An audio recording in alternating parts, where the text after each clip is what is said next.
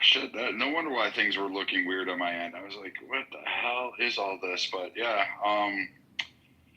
today I wanted to talk about free speech and the idea of it and all that stuff. But how is everybody doing today? I know it's a lot going on this week. I mean, we had there's a lot that happened yesterday.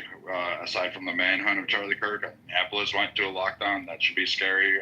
HBCUs were in lockdowns because of threats. You had what was it? Another school that had threats. You had another school shooting, I believe, or something in the parking lot. So there was a lot of craziness happening this week, and I think we need to kind of have a more civil discussion and a bigger deep dive on it. But I don't know, Thomas. It was pretty spicy yesterday. Montel, I haven't seen you in a while. Where were you hanging out all the time? Man, me and my wife didn't stop going into facilities and don't go out. That's probably why you don't see it so much. Yeah. I'm seeing it in the hallway. I haven't had a chance to really dive deep into this, but you might have more information on this, Brad. That they caught the guy, and he's allegedly a Republican. And I don't know if y'all remember what I said yesterday. Wouldn't it be crazy, or day before yesterday? I said, wouldn't it be crazy if it was like a person like that was anti-Trump Republican type of dude that did it? But I'm not sure if he's Republican or not. This is what I'm seeing in the hallway. Yeah, so it appears he's registered as an independent. He didn't like Charlie Kirk from some of this stuff because, like, you know, the internet. You are not safe in the internet. But he apparently did not like Trump, did not like Charlie Kirk, believed that fascism. He was registered as an independent. His parents, however, were Republican. So maybe that's where people are getting the constructs mixed. But so far, he was raised by Republicans, you know, normal town. I would say that he got more radicalized off the internet. I would say this is something that people are not willing to accept, that their kids, especially, you know, kids, cannot take a simple conversation, and they're more radicalized on the device in their hand rather than the actually just sitting down and having a discussion. But what I find ironic was Thomas and Montel and Marshall and whoever else on here, and I'm not making comparisons because none of them are on the same playing field. But what I find historically comparable is Charlie Kirk never espoused the violence. He never said, hey, I want to shoot people, I want them dead. He never wished harm on anybody. He would talk about stats. Sometimes he didn't like them. Sometimes his stats were wrong. Sometimes he just said flat out bullshit. And other times he said truth. But what I find weird is people like Malcolm X. He said facts. He brought interpretations. Sometimes he said bullshit. Martin Luther King, same thing. Heck, you can even go to like Jesus Christ. Like all these people, just for speaking words, have been killed because of a fear of those words. And it's weird when I look through history of famous speakers and philosophers and people, and then I'm not putting Charlie Kirk in the same cabinet, but it seems that every time a peaceful approach is used to invoke an awakening, to evoke a change in heart, there's a violent reprisal. And it's always by those who are claiming the other is some sort of tyranny, some sort of contamination, some sort of infection onto the populace of the mind, and that they are saving the world. That's what each of these killers believes. It's just weird that we don't sit there and actually say, hey, hold on a moment. Why are we afraid of words? And what examples are we doing? And why are we allowing idiots like this to fester in the universe? But I don't know, Thomas. You were partially right. I'll give you that. I appreciate it. And here's the thing. I want people to know I still want his head cut off. This doesn't change anything. I still want his head cut off. Okay? I know they're going to be seeking the death penalty like they said. Yes, cut this nigga's head off. He's got to go. He's got to go. But to your point, Brad, about the radicalization, this is what I was talking about. Remember, I was talking about the social media thing and parents having, control of what their children are looking at. Because you're right, especially in this day and age, we have the internet gives our children so much access to things, and without proper supervision, we see this type of radicalization. Because again, someone deciding to get a gun and kill somebody because they simply disagreed with the rhetoric is something that should not be tolerated, number one. Number two, shows there's some type of mental instability, and that you're probably not fit to be with society, and you need to go, meet whoever it is that you decide that you want to pray to. You gotta go. That's freaking crazy. Montel or Tio, what are you guys? I was trying to catch on to what y'all was saying, but just to speak on what I think, I don't think he deserved to die. No, I don't think nobody deserved to die over Riddick. But if somebody's gonna have a sympathy tear for someone that says the things that he said, no, because I don't even like anybody that spews hate and different things like that. I watch a lot of his stuff for the past couple of years and different things that debates he does and stuff like that. So I'm not one of the people that have seen clips. I've been watching him for a minute when he was going through the campus and stuff like that or whatever. That just some of the comments he said, it was just like, fuck no. But him deserve to die? No. But I don't believe in that. But I think that people need to get back to what Dave Chappelle he said in the stand-up show back in 2003. I think it was Kill Me Softly or something like that. Dave Chappelle, yeah. Dave Chappelle Kill Me Softly. Yeah, he said, he was like, one thing about white people I realized, they never talk about politics. He said, I was talking to this dude. He was like, so who you voting for? He said, bro, I'm trying to take about fucking my wife and you want to talk about politics. It's like, I think we need to get back to a time where people didn't talk about a lot of shit they talk about and started treating each other like as normal people. Because today's like people are now, it's like something my homie had a conversation with. When people have a basic level conversation about something, everybody's good. When you get in detail and different things like that or whatever, then that's when shit starts to actually fucking get people to start arguing and different things like that. Because people have major disagreements and different things like that. Definitely kind of politics and different political views and different things like that.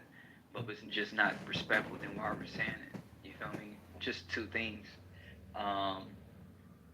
He said something about women. He said that if a woman is drunk and she gives consent before they have sex or while they're having sex, she should not be able to take consent back. That's wild. Another one is Juneteenth shouldn't be a holiday. That's it. There's a lot of things he has said as I watch and stuff like that, but just those two things, just alone, it's like it's kind of fucking wild. Or when he was on stage, he called this Asian dude a chink. It's like I said, no one deserves to die over words and shit like that, but a person with that type of spirit can't think people are gonna have a positive outlook on it. That's one of the worst things about social media, and I say that respectfully, my good man. It's just that people will hear clips and not understand context. When Charlie Kirk, let's just talk about the whole like consent thing. What Charlie Kirk was talking about is retroactively saying I'm taking back consent once the deed is done. So if I go and have sex with a group, right, and the day later the girl's like, you know what, I don't like how he's treating me afterwards. So I'm gonna retroactively retract my consent and say that he raped me. I agree. You should not be able to do that. Yeah. Okay. So then he's not talking about like while a guy is having sex with her and she says, oh, I don't want to have sex with you anymore. He's like, no, I'm gonna keep doing it. No, everything you just said, I didn't hear him say it. Yeah, I heard. I realize I'm not gonna say I was a Charlie Kirk fan or whatever, but I watch a lot of his stuff. I never like authoritarian. I've been watching for the past couple of years with him going on campus debating these students. I also saw someplace. Yeah, I gotta see that because you sent it to me because I saw when I was talking. This was a couple years ago actually. So I'm not gonna say I can recite it verbatim, but I do not remember that section where he said if they're engaging in sex. And she says, hey, I don't want to do this anymore, for him to continue to force on her. I don't remember him saying that. What I remember him saying was if she retroactively retracts consent after the sexual situation, then that is like, you shouldn't be able to do that. I'm not saying he didn't say that. He did say that. Okay. Because he did say it. So your memory's not wrong. He did say that, but when they got deeper into the argument, he's like every time he gets mad up on a debate, he goes deeper into a hole, and you just be like, what the fuck? Obviously, say some shit like that. If he said that, that was appalling. If he said that, I gotta say this. If he said that, that's appalling. I agree. You But have again, a clip on this so that we could just hear it? Because I don't mind it. I gotta find it. I gotta find it real quick. Because I know, like, the I actually went and looked this up. So, two things. One, the guy's name was Chink. Like, I don't know how to say it otherwise. Like, it just is his name. Like, I mean, there are Really? some fucking, yeah. Like, I've met some weird fucking names in my life. I was in the military and Navy. You know, there's some weird names out there, man. Some of you should think about your names on your kids. Like, you know, you put them through trauma, especially in the military. Like, we are going to go after them. Like, I got nicknamed Alphabet for the longest fucking time. Like, we're just brutal in that shit. So, like, think about your kids when you're naming them, because their life choices are going to have direct consequences in relation just to their fucking name. So, but yeah, I believe that the guy's name was actually Chink. Like, that's literally, I don't know how it was spelled, but it was literally the guy's name. So he was addressing him by his name. So, I mean, I get your point and the vernacular and the slur, but if it's the guy's name, like, what did you want him to do? Sorry, I can't call you this. I have to call you, you know, my Asian American. Like, I don't know. I feel a certain way. But again, if you have the clips and you have the evidence, we can go through and do a deep dive and listen to the context and kind of gauge what was there. If I mean, it's a I misinterpretation. should have said it because I was like, I'm pretty sure I don't hop in a room like this, whatever. Because I'm in New York right now, New York Fashion Week. So I'm in my hotel trying to charge my phone before I go to the next fashion show. So I was just. Was he talking to Chink Uger from TYT? I think, wasn't that the one he was talking to? Because the only person, because I know that the TYT guy is Chink. Like, that's his name, Chink Uger. I'm not sure. I'm not sure. I gotta go back and look it up, bro. But to the whole thing about, like, yeah, it's messed up that the guy died for his opinions, regardless of, you know, how you felt about his opinions. Like, and then, like, there's a lot of people online saying, you know, F having sympathy for him, having empathy for the guy.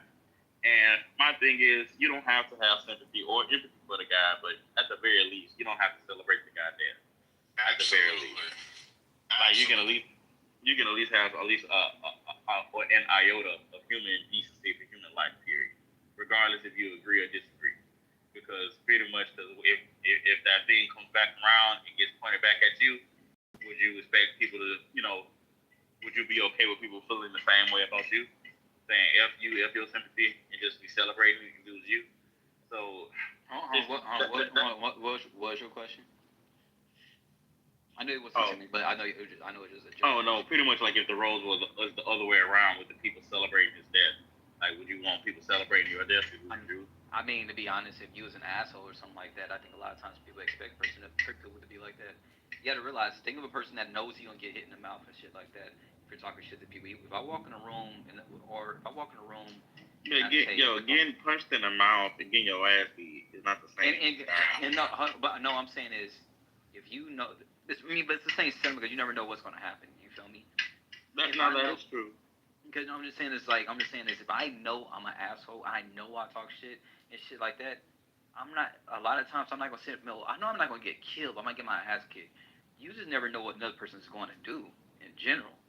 So it's like if you carry that type of spirit, it's energy and different things like that. So if you talk like that and walk like that, more likely if you grew up in certain neighborhoods that people operate like that all the time, then it's like it's a possibility that you're going to get your ass kicked or get shot. Freedom of speech is not freedom of consequence. I get what you're saying.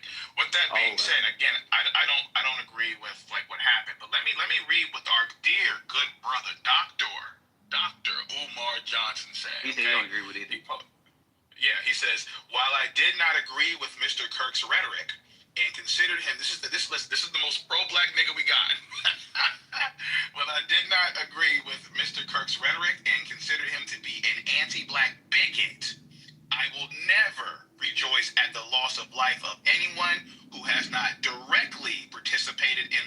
unaliving of a member of the Black African race. I am ashamed to see members of my community celebrating this situation. I will never ask you to mourn the loss of an enemy of our race, but to celebrate an unaliving is completely unacceptable.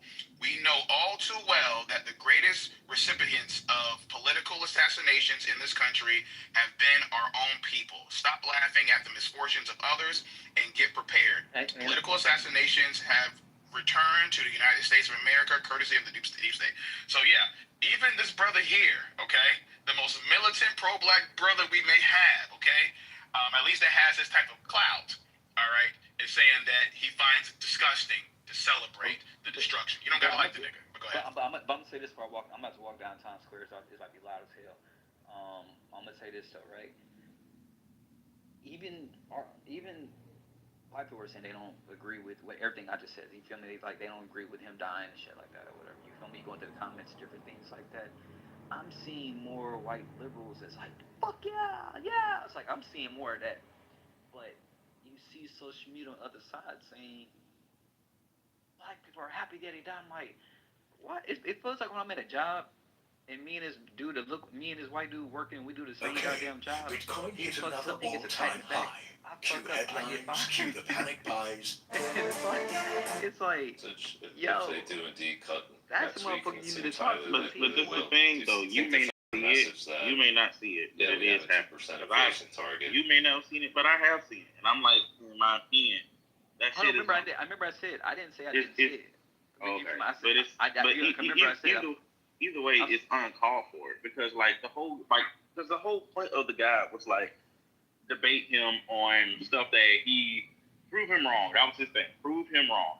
And in my opinion, at least when it came to racial topics, 99% of the time, his opinion, I feel like he had the thing that he is seeing is correct, but the other stuff was completely wrong in my opinion. And I wish somebody who was more educated in these subjects had the opportunity to debate him on those subjects. Because like even like how Brad said earlier, sometimes the statistics he used were just flat out wrong. It's just straight up wrong. And the people that he's debating, they don't know this stuff because they're not, they're not real versed in this stuff. And I just wish he had the opportunity to debate somebody on those topics who actually know what they're talking about, and possibly, you know what I'm saying. And let's see where we go from there. And let's see if he's really like when he's recruited with facts, that's like proven facts to your face. Will your mind really be changed, or you going to continue to say the things that just straight up not true? Yeah, but and also it's like this. Someone said that in another room. They said they're not blaming black people for shit. I'm like, shit. Hey, in OC right now, they marching saying, "White man fight back. White man fight back." We didn't do the shooting. Another white man shot you. It's like, fight back. Who are you fighting back? The government. Who are you gonna fight back? I agree. That's crazy. That's crazy because we didn't do shit. We just sitting there like, hey, yo. So don't get mad at the person that pulled the trigger. But you gotta look at it like this though, man. Some people in this world are just hateful people, and when you have something that angers hateful people, so like those hateful people look for reasons to hate and to be hateful towards others. So for some people, this is just an excuse to do some of the things they wanted to do anyway. I ain't think of it like that, but yeah, you're right. You know what? I'll take it back. I'm always trying to think PG. So yeah, you're right. 100%. I was going to add into that white man fight back. Yeah, I've heard about this a couple of times. It's been rising up through certain groups. I'm not really behind any of that shit because I think it's like, I'm going to be honest, I think it's retarded. But it was actually coming off of the backs of the girl that was stabbed in the subway. That's where it was kind of getting its forecast from, and in the lack of the media coverage and people saying who gives a shit, it's just a white girl. But yeah, other people were saying, well, but we're out in the streets protesting the minute a black person it would have been done this way. So they were saying it's time for white men to fight back, and that was the crux of that. Or I guess I would say the genesis to the start of that. Charlie Kirk just seemed to envelop that, and that's Yeah, and I agree with the white girl and stuff like that, right? Because it's it's like that did happen and stuff like that. But with Charlie Kirk, it's like, who the fuck you fighting back? Because it ain't a black man that did it. It's like it feels like I'm back at a job or whatever. When, like I said before, I get crucified when I do the same thing the white dude did, and the white dude gets a pat in the back or just like, oh, just do this. I'm like the fuck? Let's blame the white dude that actually pulls the trigger, not the black dude that's saying, I don't give a fuck. So maybe many of you don't know this. So a few weeks ago, I was introduced to Telegram and introduced to a whole web, and I've been waiting to do a whole expose on this. And who knows? Maybe I'll get shot before I get to release this, or maybe I'll get shot while talking it. At this point, because that's how we do with it. When people want to talk about subjects that are sensitive to others, we're just going to shoot them from now on, or stab them, or do something. But what I look at is I've been diagnosed. There is a white man or a white man talking, or a white man push. And I'm going to tell you, when this event happened, I'm pretty sure Thomas and many others in the room heard me. I say that this should not be a race war. You need to stop it. It doesn't need to be racialized. It doesn't need to go through a racial lens. I did my little part. I'm nobody. I'm insignificant. Nobody matters. If I died tomorrow, nobody would remember my name. I am on a monument, though. Fucking A, I got that one in stone. But I'm telling you this, I could care less. I had a good life. But this part, motherfuckers are starting this and saying this, and they're getting angrier.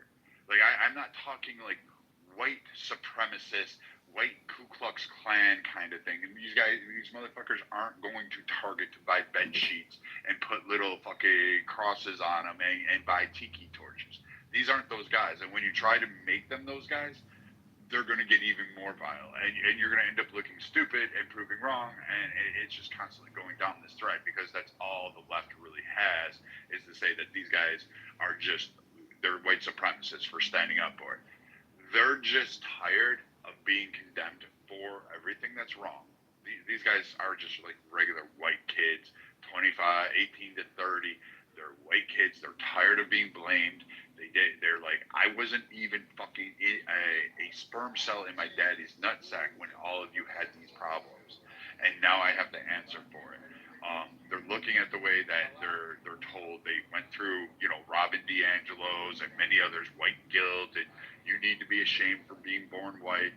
You have all this stuff, and they're looking at the struggles, their impoverishment, the fact that they're poor, the fact that they watch the greatest wealth transfer in an entire lifetime occur under the pandemic.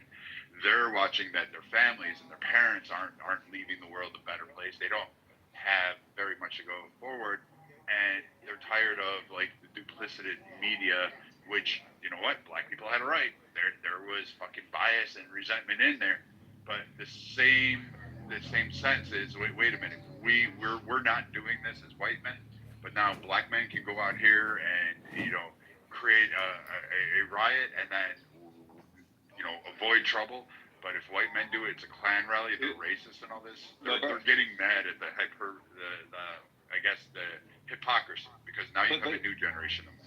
But Brad, see, that's where the misinformation comes from. I be hearing a white dude say that they would think a black dude do something, he gets off. Like, no, people are going to jail, dead ass, for even the smallest shit, especially in LA. He sees you see riots and shit like that.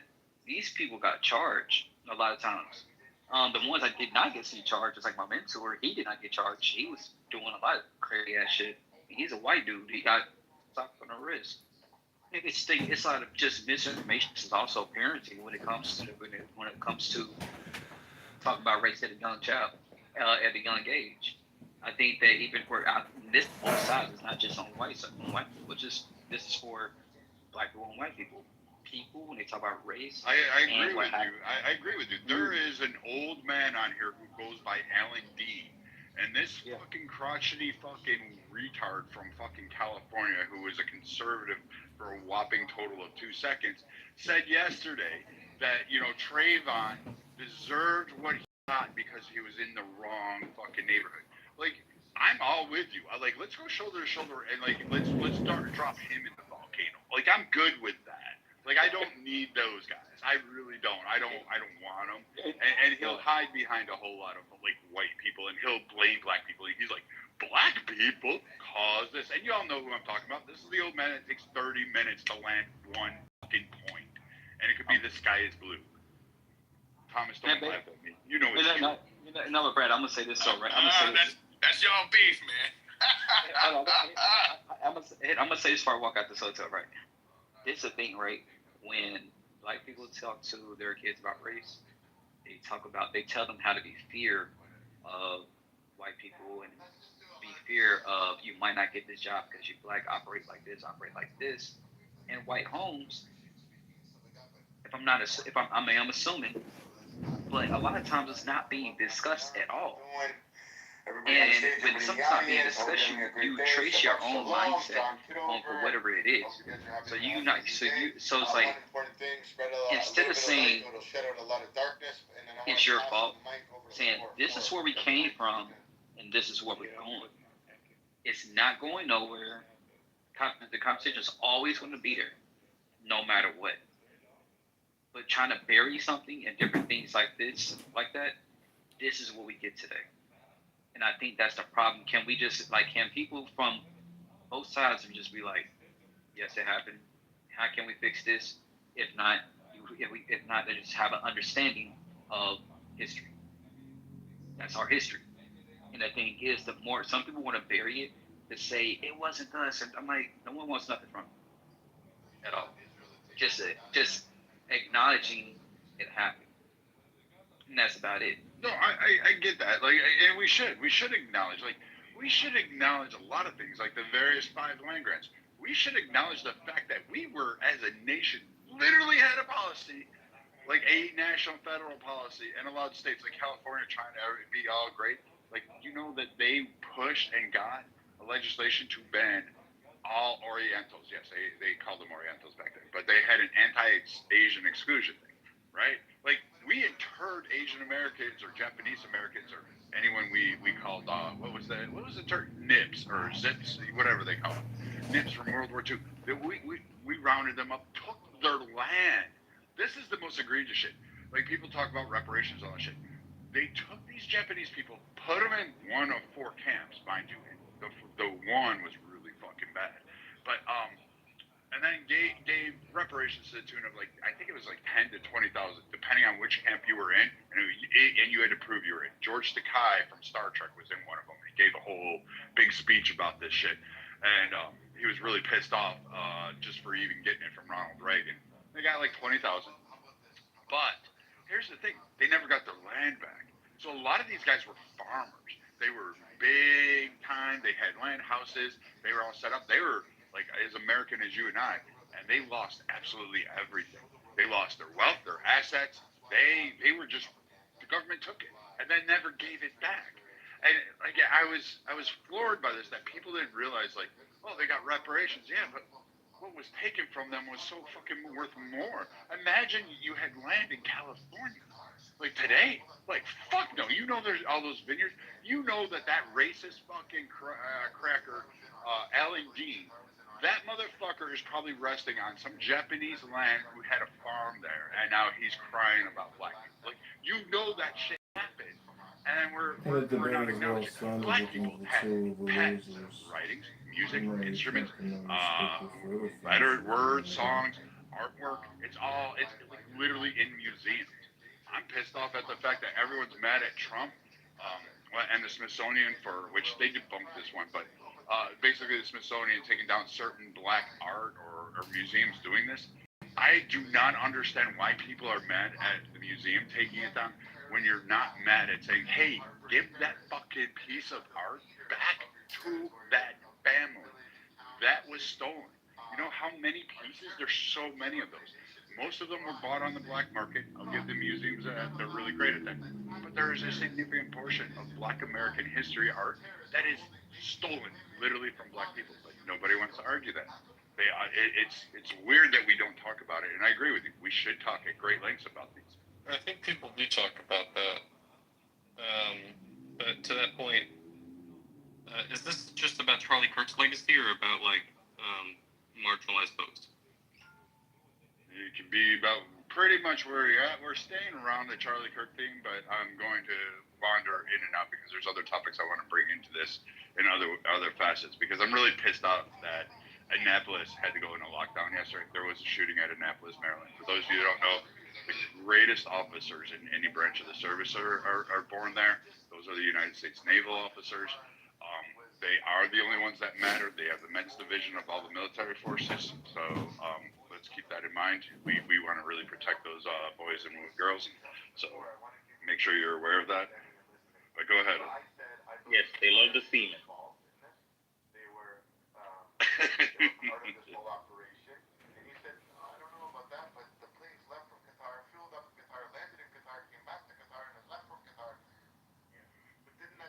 Authentic, you there? You said he's a whore. Yeah. Hey, but I was saying with like Brad, like I totally agree. Like, I don't know. I just like the more people try to bury stuff under the rug, and we know this. It's like a marriage, right? What happens in a marriage is y'all don't talk about it. I don't resolve it. I don't fix it. Y'all end up getting divorced. Divorce could be ugly or it could be whatever. You don't know what the thing is, but this type of situation that too many people try to avoid conflict or try to other mindset on different things. And I just feel like if people don't get their mind right and how people are, we're gonna have like a big hole effect.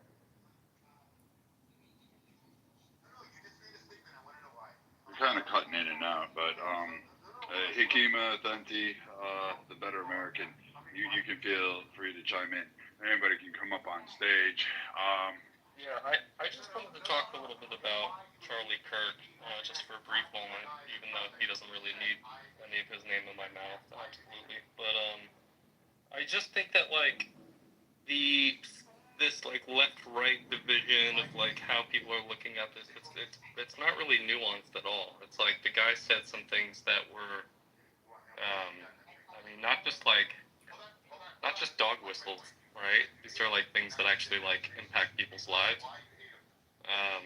You know, basically saying this is like going back to like the white eugenics and like the supreme kind of. And I think when that happens, and based on other things that he said about, you know, guns and stuff like that, like a lot of people are like, yeah, good, you know, dude got what he deserved. Like I'm hearing that throughout, like, you know, where I am politically. And then I'm also seeing like, dude, this is just a person, and there's, you know, there was like a 4-year-old who got shot 560 times. No one's talking about that, you know. So I think that this whole like thing around like him being like a white dude, it's just like obviously there would be not the same weight. It doesn't hold the same weight as the George Floyd. It doesn't hold the same. He does not hold the same weight as the Martin Luther King. But what he did do is he did challenge people on issues that were, you know, inflammatory. And if that's what you wanted to make your money on, make your money on that. I mean, America is good for that. America has, you know, people who do that all the time. Alex Jones being one of them, you know. But to sit there and like create not just like tears in society about actual race, like just like race wars and identity politics, and like really going into like these like real things about like, oh, well, you must be this X because you believe in Y. And that's what we've been doing. And people like that have been are Charlie Kirk. Like Charlie Kirk is that person. Charlie Kirk has done those things. I think his legacy will go down for him being an anti-black. And here's the thing: is like, you know, people are like, well, point out his racism. Well, he's just always talked about how black people need to like essentially pull themselves up by their bootstrap. And with that kind of like, with that verbiage and with that person, it's easy to understand how that person thinks if they're coming from a mindset of debating another person, whether they're white, black, Asian, Latino, you know, Puerto Rican, whatever, about the simple thing of like, well, black people's brains are smaller and less developed, and it's just like when you go Wait a into minute, that. Charlie Kirk never said that about I don't remember him saying that at all. I was gonna wait till he's finished, but I never said that. I don't remember him saying that at all. But go ahead. Charlie Kirk goes into a thing about eugenics and about Can you we can pull it up because I have his entire thing here. You said Charlie Kirk on eugenics. Do you have the date or? Yeah, I'm literally just speaking, but I could pull it up. Yeah. Okay. Because one of the things too is I don't mean to cut you off, brother. I just for example, as a black African man here, well, I'm not from my ancestors probably were from Africa, but I'm from America, African American, I should say. I have told niggas to get their shit together constantly. Pull yourself up by your bootstraps. Nobody's gonna fucking save you. No, but you don't. Again, this is not the type of world we live in. There's a lot of broke, fucked up white folks out here. Every time I drive to go get me something to eat in Portland, there's white folks on the fucking street starving. Okay, I'm pretty sure Charlie Kirk felt like these niggas need to get their shit together too.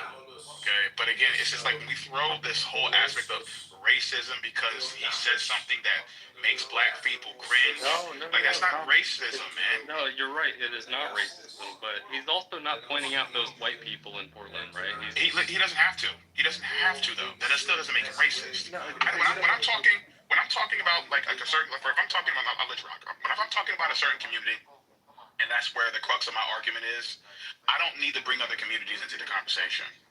Okay, I can have that conversation without doing that. Just because if I'm getting on white folks' case and saying, oh well, Asians do it too, or black people do it too, or vice versa. Again, and I say this, I'm I just find that whole argument disingenuous. But go ahead. Yeah, I mean the argument isn't disingenuous. He basically talks about black people as if they're less than.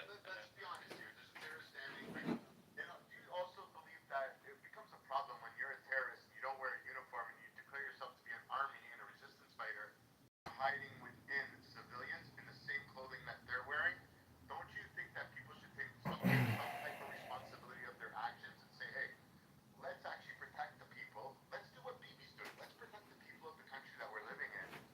Hey, BB, can you put me in the queue? This is John.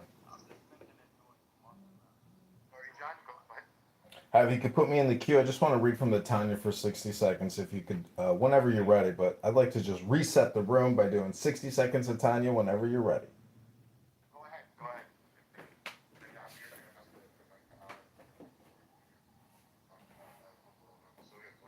Okay, hold on. Now I gotta find the book. I put it in the chat. Well, give me.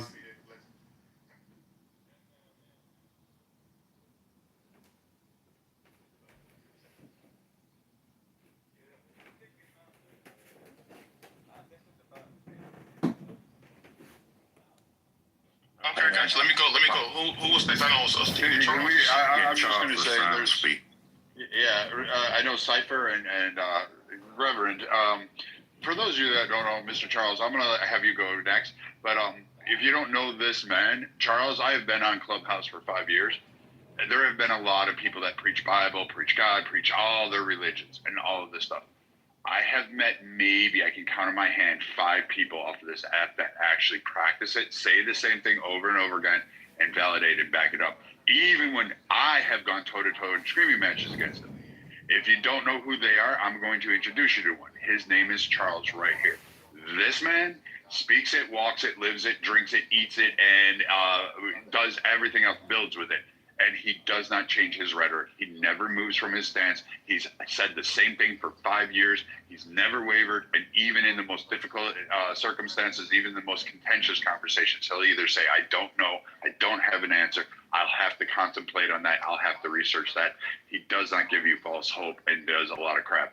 Even though him and I vastly can disagree on many topics. But please, Reverend Charles, go ahead. Charles, take it away, and the rest of you should click on him and follow him and listen to some of the words he says, because the world would be a better place if he did.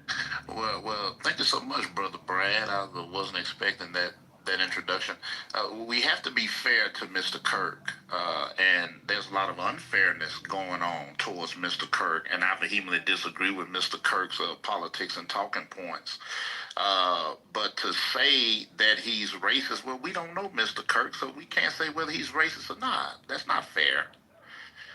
He may not be a racist, but he has said some things that I believe are racist things. And I can give you just a couple of them. But we can't judge his heart and then say he is this when we don't know the man. And there were a lot of people that love this man. So we have to be careful in speaking about the death of this man. Same thing happened when, the Nation of Islam in the 60s hated black people. But when John F. Kennedy was assassinated, Malcolm X made some unfortunate comments. They had a lot of truth to them, but they were unfortunate comments because the nation loved this man. And you have to be sensitive to people who are in mourning. We cannot lose our humanity in the name of our ideology. And I've seen some horrible things that people have said about Mr. Kirk. The worst thing, it almost made me cry, but the worst thing I heard someone say was they put up a picture, and Lord, I hope this person lost me. Okay, I got the Tanya right. For the first time in our life, yeah, we can actually seriously die for our opinion. Yes, which is very problematic. Yeah, so it's got to the point where it matters what you think, because someone will kill you for it. And if you're presented in the media or like as an enemy of someone just because of what you think or your opinion, you can literally lose your life. And that means against powerhouses where, you know what I mean? For example, if you're a boxer and you're in a bout and this person is very heavy, so you're fighting a heavyweight and you're a featherweight, it truly matters what comes out of your mouth because they'll whoop you harder. And I guess in this boxing match, Israel is the heavyweight, and Qatar is the featherweight at the moment because, Qatar tried to mind their business, but they're catching strays right now because, Qatar's... Yeah, but at the same time, listen, so if we're going to do your analogy about a boxing match, and obviously you'd have to sign up to that boxing match to be involved in a boxing match with a heavyweight and you're a featherweight, don't you think you should take some type of responsibility and realize you're about to get into a fight with a heavyweight, that you're probably going to get your fucking nose broke or lose a couple of teeth? Don't you think that there should be an evaluation that should be done first? Calling Qatar is Qatar is minimizing those businesses. Oh, no, I'm going to tell you why. No, you're not going to tell me why. That is the dumbest shit I've ever heard. Qatar is a fake state. It's not a real state. It's basically a U.S. military base that's stuck in between Iran and the Khalid states. And if you don't think for a minute that Qatar signed off on Israel hitting them, they're doing the dirty work. You have to be fucking retarded to think that the emir of Qatar and the family there didn't know what exactly was about to happen. I never said that. You did. That's You just cut me off. crazy stupid, man. You just cut me off and said all that Crazy stuff. I never said none of that. No, you did. You said You didn't that let me Qatar finish. was minding its own business. Which is How true. fucking retarded do you have to be to think that Qatar has any business? Qatar has who did never Qatar minded its own business. Who did Qatar Qatar box? has, shut the fuck up. The only thing Qatar has done, Exactly. alright, we'll go like this. Since you can't learn, since your mother raised a fucking animal in a barnyard, you're gonna have to sit down there and listen. Qatar has never not minded its own business. Qatar's entire existence is fucking in other people's foreign policy. This is the whole purpose of Qatar. It's a swing state stuck between the Shia and the Sunni. Put your fucking microphone back on. Put your microphone back on. Good boy. Put your microphone back on. There you go. Alright. You wanna play a game? No problem. You're a fucking retard. That's all. Sorry, go ahead, Derek. Yeah, we're here on fire. Okay, I'm ready to read the Tanya and help give you that hard light reset you're all looking for. My God, the shit that you hear on this app is insane. All right, everybody. This is called the Prophet of Sadness. The 26th entry of the Tanya. It says, "In every sadness there will be profit. What is the profit in sadness?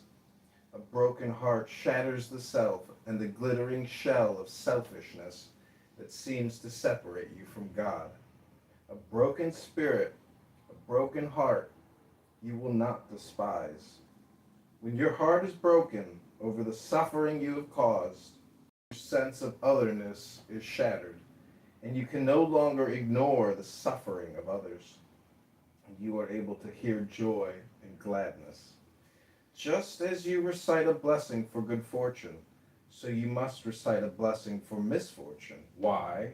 Because your suffering attunes you to the suffering of others, and being so attuned breaks your heart, allowing the light of God to pierce the iron ball of isolated self. Hence it is written, the Most High abides in secrecy. This is the commentary. The way of awe through Torah is not for everyone, nor is the way of mitzvot, spiritual practice. So the Alter Rebbe offers yet another path, the way of the broken heart. The heart conditioned by the isolation of the Sitra Achra, the other side of God that denies your connection with God, is encased in Keli Panoga, the glittering shell of selfishness. Such a heart is hard yet also brittle. It loves what it loves for its own ends, and because it loves this way, it often causes needless suffering that ultimately destroys what it loves. When love is lost, there is heartbreak, a moment of sadness so sharp as to crack the shell of selfishness. When the shell is cracked, you experience the suffering of others. And because you experience the suffering of others, you connect with them. This connection is the voice of joy and gladness. Hence, even a moment of great sadness can be a moment of greater transformation. For in that sadness and self recognizes its interconnection with the other. In this way, God realization, Da'at Devakut, is the secret prophet in even the most terrible suffering.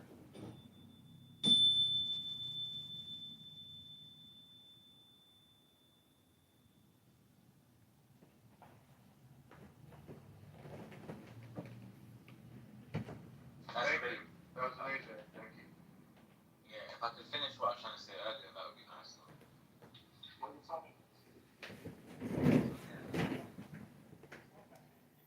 What his judgment is, it's between him and God, right? We have the ability as free living human beings to feel however we want to feel about the things that that man says because it does have consequences.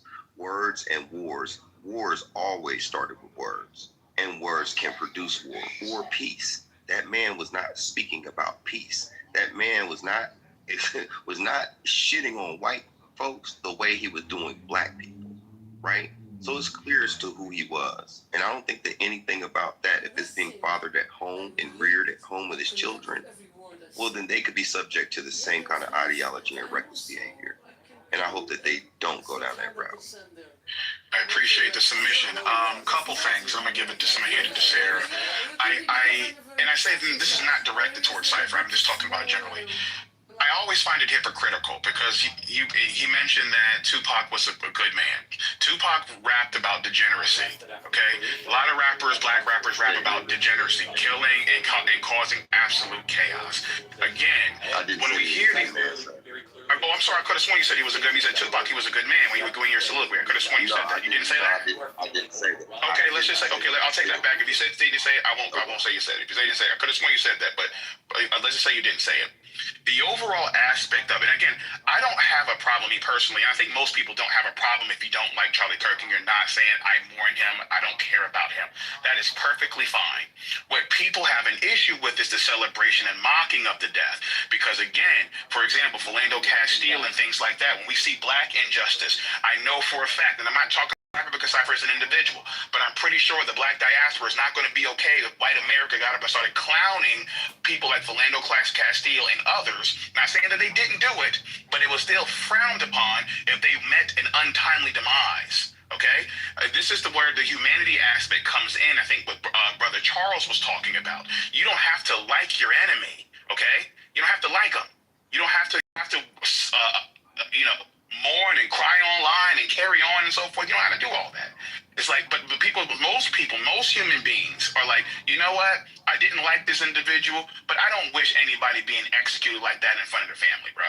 Death is a serious thing. It's not for play. There's no extra men. You're out of here. You're out of here. That's right, okay. brother. And people take that. And again, I'm not that old, but the older that people get, people start to realize and start to understand that, hey, this is not a joke. of course, when we're younger, we sit back and we joke around about death because we think we're invincible and that shit ain't gonna come for us. It comes for all of us. And sometimes it's not gonna be pretty. A lot of black people have gone out kicking and screaming and not in peaceful ways, and there have been white folks that have celebrated and mocked it, and it has not been good or fun to see or hear. And I know a lot of black people in general don't like that. But my thing is, in generally speaking, if you don't like that, don't do it to other people. Okay, people can be militant. I've been in those. Again, I've said this before. I've been in those militant black groups. I've listened to these individuals speak on a multitude of occasions, whether it's Sinetta, Brother Polite, whether it's Young Pharaoh, or whoever it is that people want to talk about within those smaller circles of our community that espouse some very, very venomous and nasty rhetoric when it comes to other ethnicities and cultures. And it's not just white folks that they're talking about. If you listen to a lot of what they're saying. So again, we hear these things that exist on both sides. If Charlie Kirk was spouting ignorance, the man was 31 years old. If he was spouting ignorance, that's just what it was. Ignorance. Everybody doesn't agree with that. Some people agreed with what he was saying. There's some black people that agree with what he was saying. People from all ethnicities may agree with what he's saying, not just white folks. Okay? And I don't believe Charlie Kirk looked at blacks in overall as the enemy. I understand that I may not have agreed with some of his takes. I thought that some of his takes may have been ignorant. That's such bullshit. Okay, but I don't think that he looked at as black people as an overall enemy to his people. That's so okay. Thomas, respectfully, I'm just saying if that's your point of view. Hey, wait. Hey, no, people don't interrupt you. I don't allow anybody to interrupt. I allow people to have their whole. I'm just saying that's super good. Well, that's your opinion. Thomas is entitled to his. Is he not? Isn't that what the whole point is? Yeah. That's why Charlie Kirk was shot, because people. Wait, hold on. Authentic. He was speaking his opinion. You can. I'm saying it's disingenuous. No, it's not. He can have his opinion. You do not get to determine his opinion. No shit, Brad. I'm just saying I feel like he's being fucking disingenuous. Jesus. Okay, you can be disingenuous down there. I don't care what you view is. You can wait till he's done. Sarah's next, and then we're going to go to Bert. You can let Thomas land his opinion. Go ahead. I allow everybody to have it on the stage, regardless of which side you are. So don't condemn someone else for having an opinion. Because clearly, we just had a shooting, and somebody died because they had an opinion that's different from yours. And this is the problem that we're having a discussion about today. Because you can't take somebody's opinion and wait till they're done, and then you get irritated and then go disingenuous, or they need to be silenced. I need to interrupt them because I'm more important. You did that, not me. Go ahead. I appreciate that. And listen, I don't mind people disagreeing. I want to have the back and forth. Let's have the dialogue. I don't mind that whatsoever. I would have been willing to hear why he felt like I was being disingenuous. But be that as it may, to Brad's point, again, we all have our opinions. I'm just coming from it, and again, I am appealing to morality. I absolutely am. Okay? And again, when I stop based on what I'm saying, but I'm also trying to call out the hypocrisy, because I know how sensitive my community can be, especially when it comes to their own. Even if there have been known criminals, okay? I've seen people, I have been around people that have murdered people, okay? Taken like Charlie Kirk hasn't murdered anybody. He's just said things people don't agree with or may not like. I've seen people in my community murder people that I've known personally, went to school with these motherfuckers. And people want to sit back and act as if, well, you know what? He was a good guy. He was on his way to do whatever, okay? And so forth. And we don't want people talking, especially other groups, talking bad about them. I've seen it. You can't talk about him. I don't care if he was murdering niggas. You don't talk bad about him, okay? He was our people, et cetera, et cetera. So, I mean, again, I get it. I'm just saying, let's just have a little bit of humanity, my guys. That's all in there. Go ahead, Sarah. Shit. All right. Thanks, Fred. Thomas, you hit some amazing points that I was going to bring up anyway. Something dawned on me today was that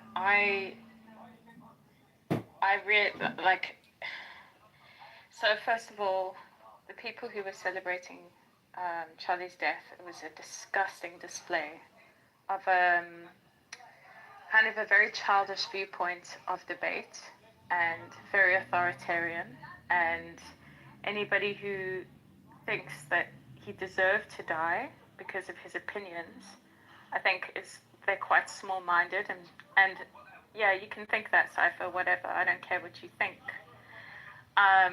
That's the whole point of being a human being, is you have to hold your own and defend your opinion without silencing the other person. And in terms of the race war that's going on in the US, and it is spilling over in the UK, it's funny because it dawned on me today that in the last few months there have been murders on either side. But what was remarkable to me today, which really gave me hope, was that this killer who killed Charlie Kirk, his father brought him in. But you know that college kid who got stabbed on campus, the one who was a twin? There was a GoFundMe. Everybody on the black side were like, nah, fuck him. It was self-defense, even though there was nothing to suggest it was. And it's funny how one side can be accountable even to their own and be straight up with it. But the other side celebrates and demonizes the other side. And I think that's a big problem. It's a brain rot. It's a virus of the mind, and it's a disgusting, disingenuous display of humanity, and I don't like it. But would I kill you? No, because I believe that you would have to atone to God, and if you celebrate somebody dying in front of their family and you think it's a good thing, then you're just showing that Christ isn't in your heart, and I feel sorry for you. Y'all We appreciate it. y'all literally celebrate and make Charlie Kirk a hero after he talked about all types of different groups of people, marginalized people, and now you want to act like you on some high horse, like how dare someone feel this kind of way? That dude was a racist, a bigot. He was a piece of shit, and no one's saying he deserved to die. I never said. Lady, I'm still talking. Mute your mic. No one's saying he deserves to die. We just saying we're not surprised that someone wanted to kill him. That's all that's being said. Dude spoke violent shit out of his mouth, wicked shit out of his mouth, and therefore, like, he got what the universe had for him.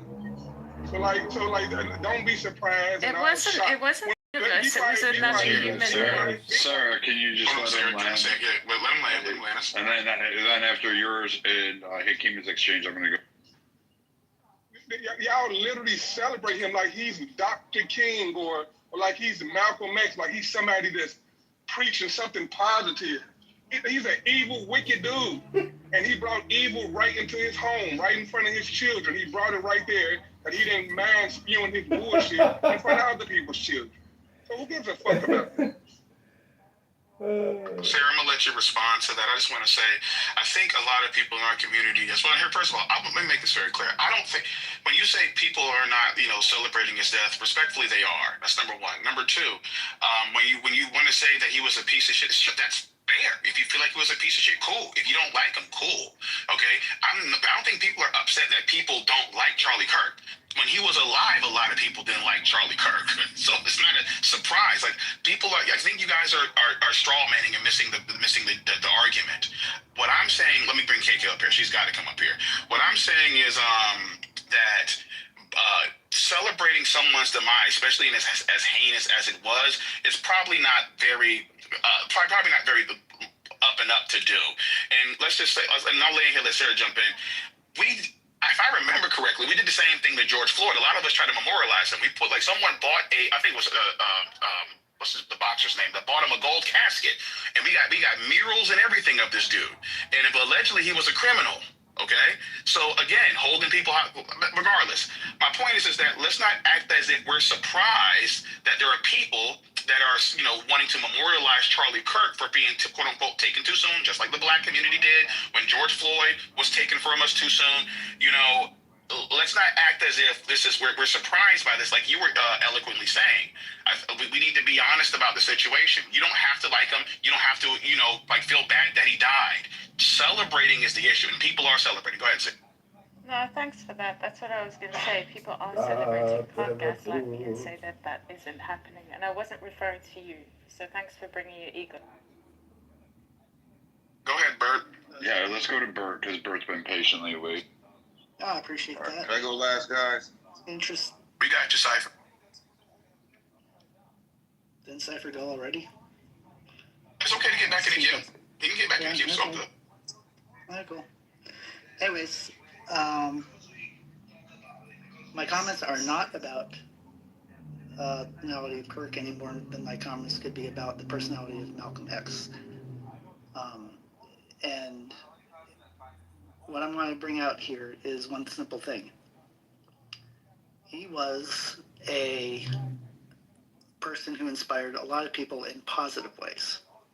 Just like he would say Malcolm X has inspired people in many positive ways. Doesn't mean I agree with everything either of those gentlemen preached.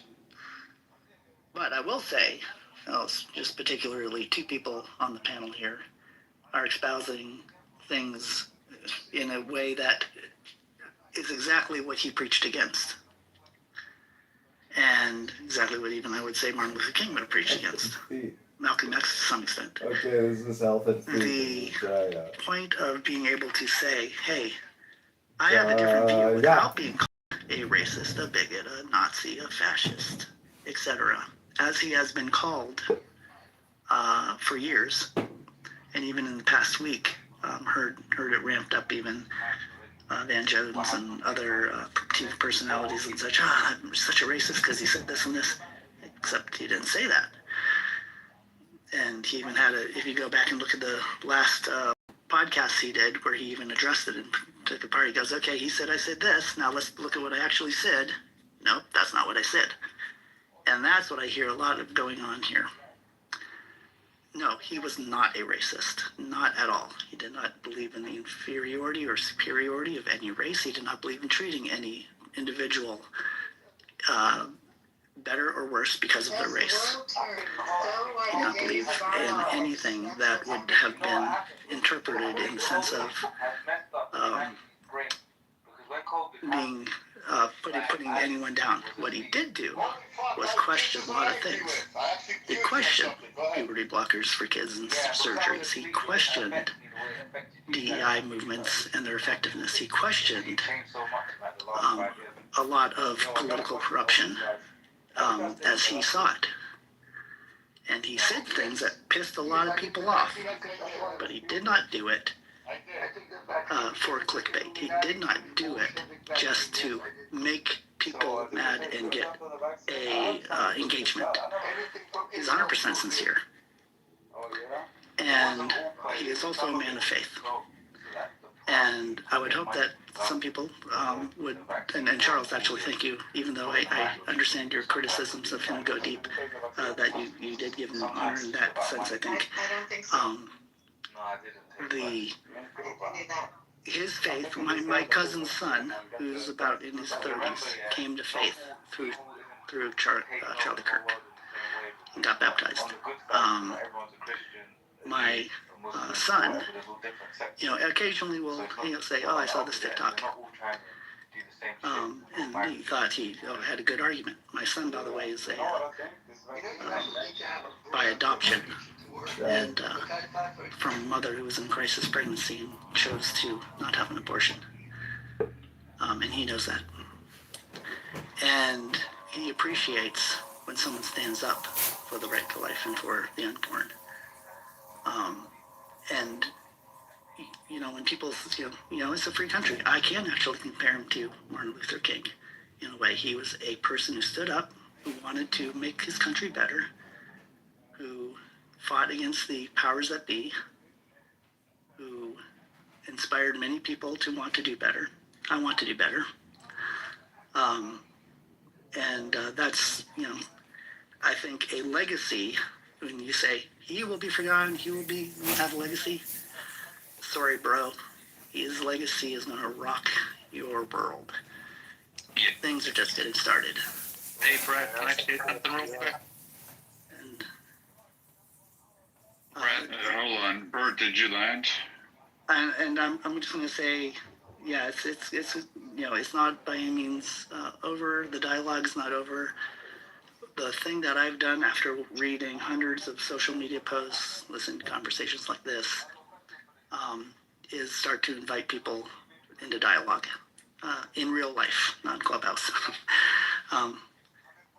And that is going to make, I think, a bigger difference. I'm purposely committing to strengthening my relationships with people who have different views and come together and talk to them. And that is definitely, thank you, Charlie Kirk's legacy. Thanks. Bright sun of the blinds of the rest of Jewish history, because it's such a massive event. But if you go past the Holocaust and go before, like 250,000 Jews were killed in the pogroms in the Pale settlement. No, probably not. In 25 years, 250,000 Jews were killed. It's our entire history. This has been going on, and I don't think it's fair to gaslight Jews and say that. Do you think it's a perceived threat? It's very much a real threat. That's like holding a gun to someone's There is a real threat. You know what? That's holding a gun to someone's head, and you're threatening to kill them, and when they react, you say, "Hey, come on, what's wrong with you?"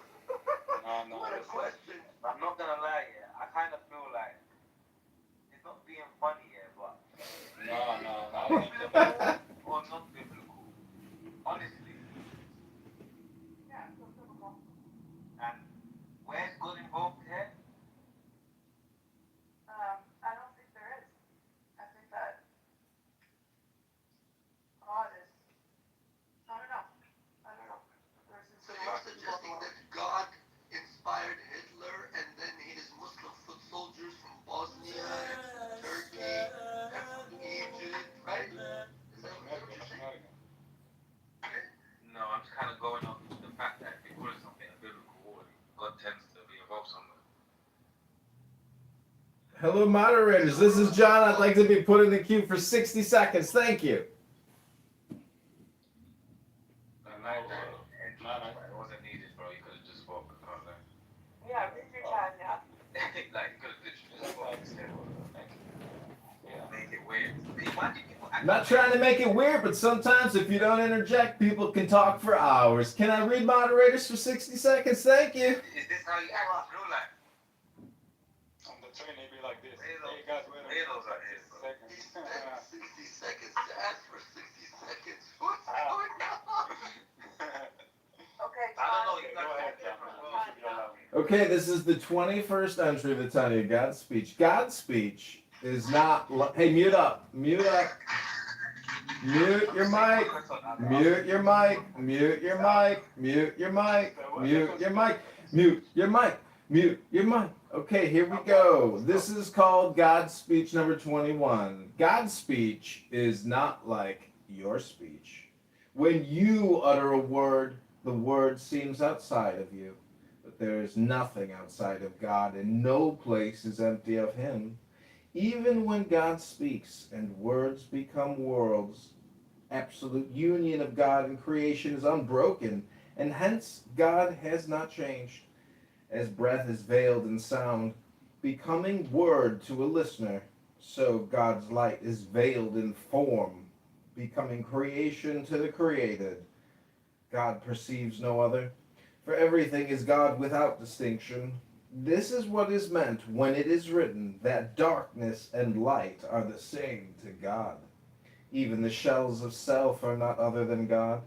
Just as a turtle shell is not other than the turtle, thus it is written, Yahweh is Elohim. This is the commentary. Deuteronomy 4:35, Yahweh, the four-letter Hebrew name of God, represents the transcendent, and Elohim represents the immanent. Okay, that's 1 minute. Oh, you're good, man. All right, we'll go back to your low IQ communication. Good Shabbos. Nah, listen, Johnny. I think that this is we're good right now. You told us about God, and that was really good. Understand. No, but John, that was really good. Good job, son. To no one. But at the end of the day, this dude didn't show value to all people. So this dude is sitting here promoting racism. He's promoting white slave ownership He wanted us to actually go back to slavery as the way of living. Like that, I don't know why some of y'all are bumping this dude up so high. Yeah, he's a smart dude, but at the end of the day, what he was promoting, you got to remember this. I don't give a fuck what age you are right now, but our kids got to fight what you leave behind. But he didn't. I'm sorry, but he didn't promote that. Let him finish. Let him finish. I think he's had long enough to reply to me, hasn't he? Yeah, but did you allow that man to land his plane though, respectfully? Okay, but he was replying to me. He's been landing that plane.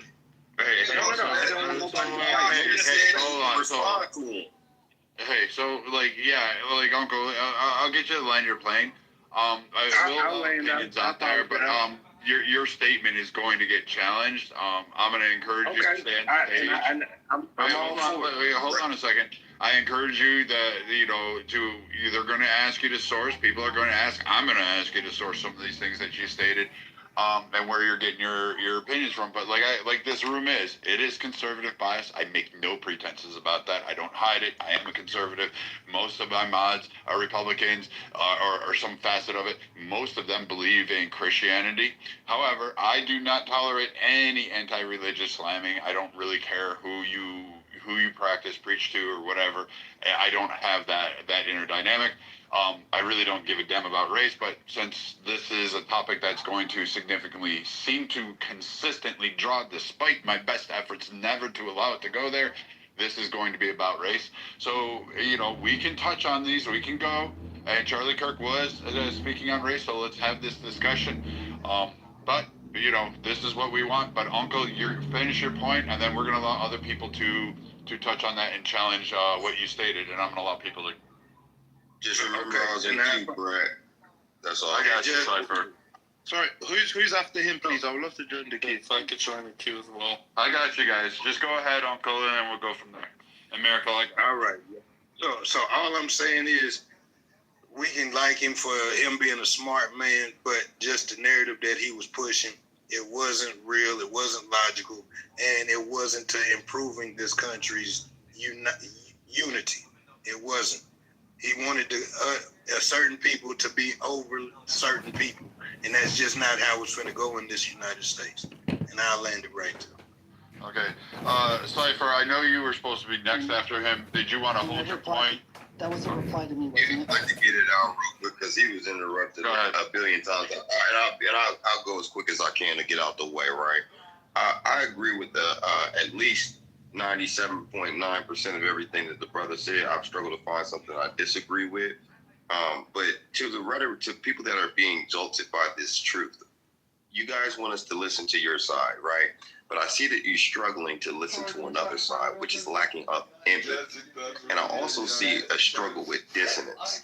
There's a lot of people that are trying to water down what this man has been saying this whole time and justifying it and twisting his words into something that could never be, which is righteousness.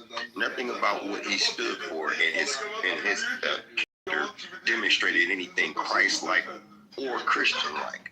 Because if you're getting into that, he wouldn't be so focused on racism in the black community, considering what his people have caused to that particular community, which happens to be also the children of God.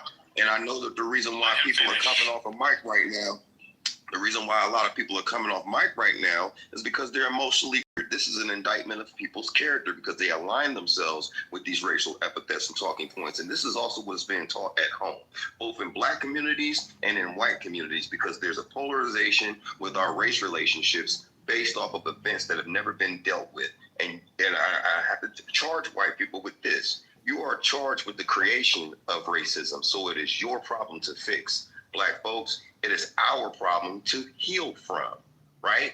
We're responsible for how we deal with this. They are responsible for how they correct it. And it will be corrected by their children who will grow up in a world with access to information that will judge even their parents. And most of them will be despised of them, and they'll be able to breed them out of existence because that mindset also hurts other whites. That mindset hurts the planet in itself. It holds humanity back from growth, What black folks also tend to do, though, is that sometimes we get into this victim mentality, right? As if we don't have the ability to bear arms and fight back, as if we don't have the ability to teach our children better, as if we're waiting on somebody that doesn't want us to get up on our feet to help us out, right? So there is some bootstrapping that man was talking about that I do agree with, but from the position that he was speaking of, it was haughty, right? It was definitely deprecating, and none of it was a solution for ourselves. And a lot of it was hypocrisy, because when he talked about the black fatherlessness, all you have to do is look at the CDC reports that black fathers are one of the best fathers in the world, right?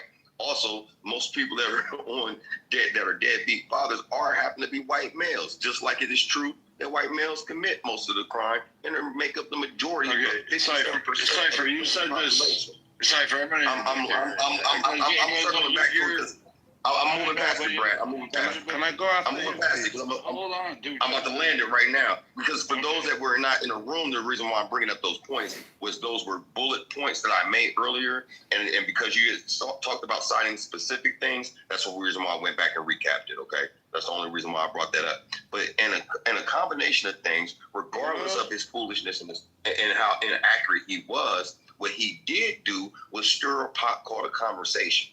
Those conversations can either go either way.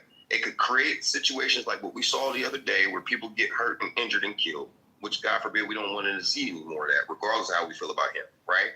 But then also what it could do is create conversations that lead to solutions that bring us closer together.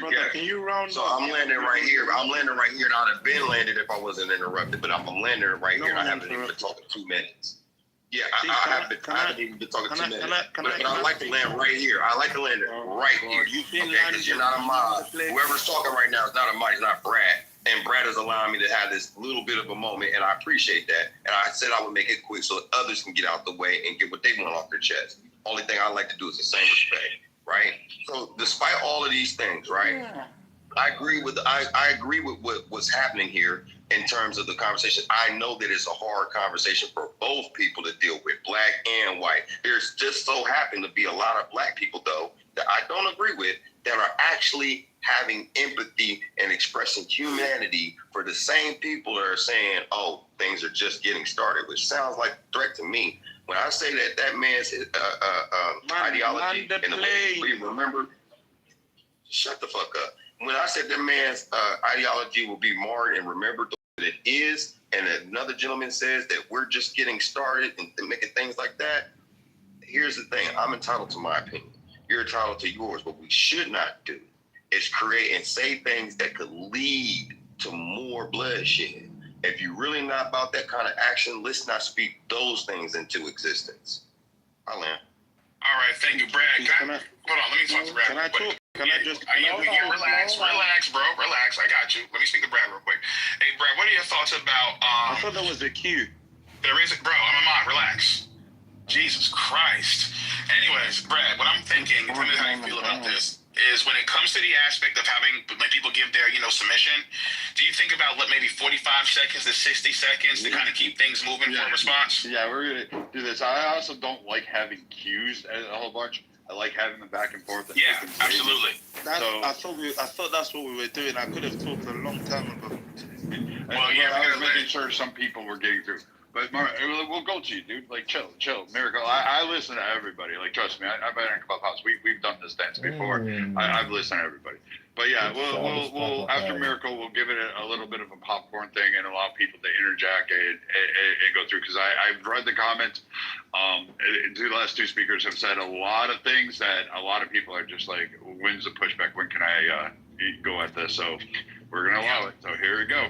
Yeah, that's why I wanted to do a 30 seconds. That's why I wanted to do the 30-second thing, because I want to give people a chance to push back, because I know a lot of people want to push back on some people's submissions, and I just so won't be like someone's giving their own submission and it's a response to that submission. Let's kind of keep about 45 to 60 seconds, guys, when you're making your response, okay?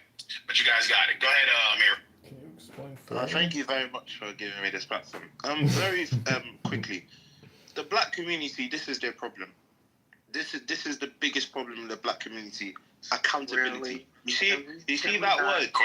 You see that word accountability? You see that word accountability? Accountability is such a strong word, because accountability holds you responsible for your own self. and also improves your self-development. If you can't hold yourself accountable, and if you can't let others hold you accountable, then you're just going to be a broken society. Charlie Kirk, everything he said about the black community was 100% right. Do you know why they call him racist? They call him racist because he's a white man. It's like when a mother is told by another mother that her kid is not doing good things. A mother doesn't want to hear that from another mother. She doesn't. It's not going to sound right. She's going to get defensive, obviously. So when you tell them, hey, you guys need to fix up. Hey, you guys are committing most of the murders. Hey, you guys are getting killed by cops mostly because you're committing most of the crimes. It is a fact. The stats prove this. Don't get emotional. Try and change. That's the things you need to do for self-improvement. And I've said it on other rooms, and I've said it in other social media platforms.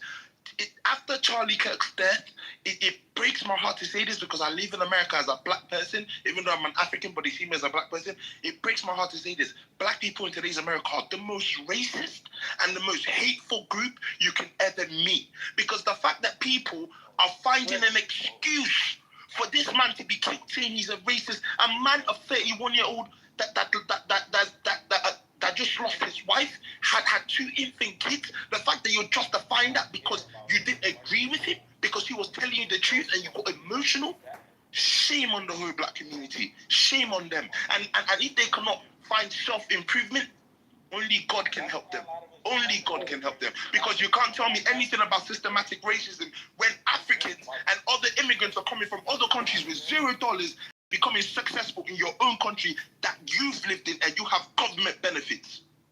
Hold on, bro. Hold on. Okay, I got got you. I already know people gonna come off the mic. Yeah, I got you. I know.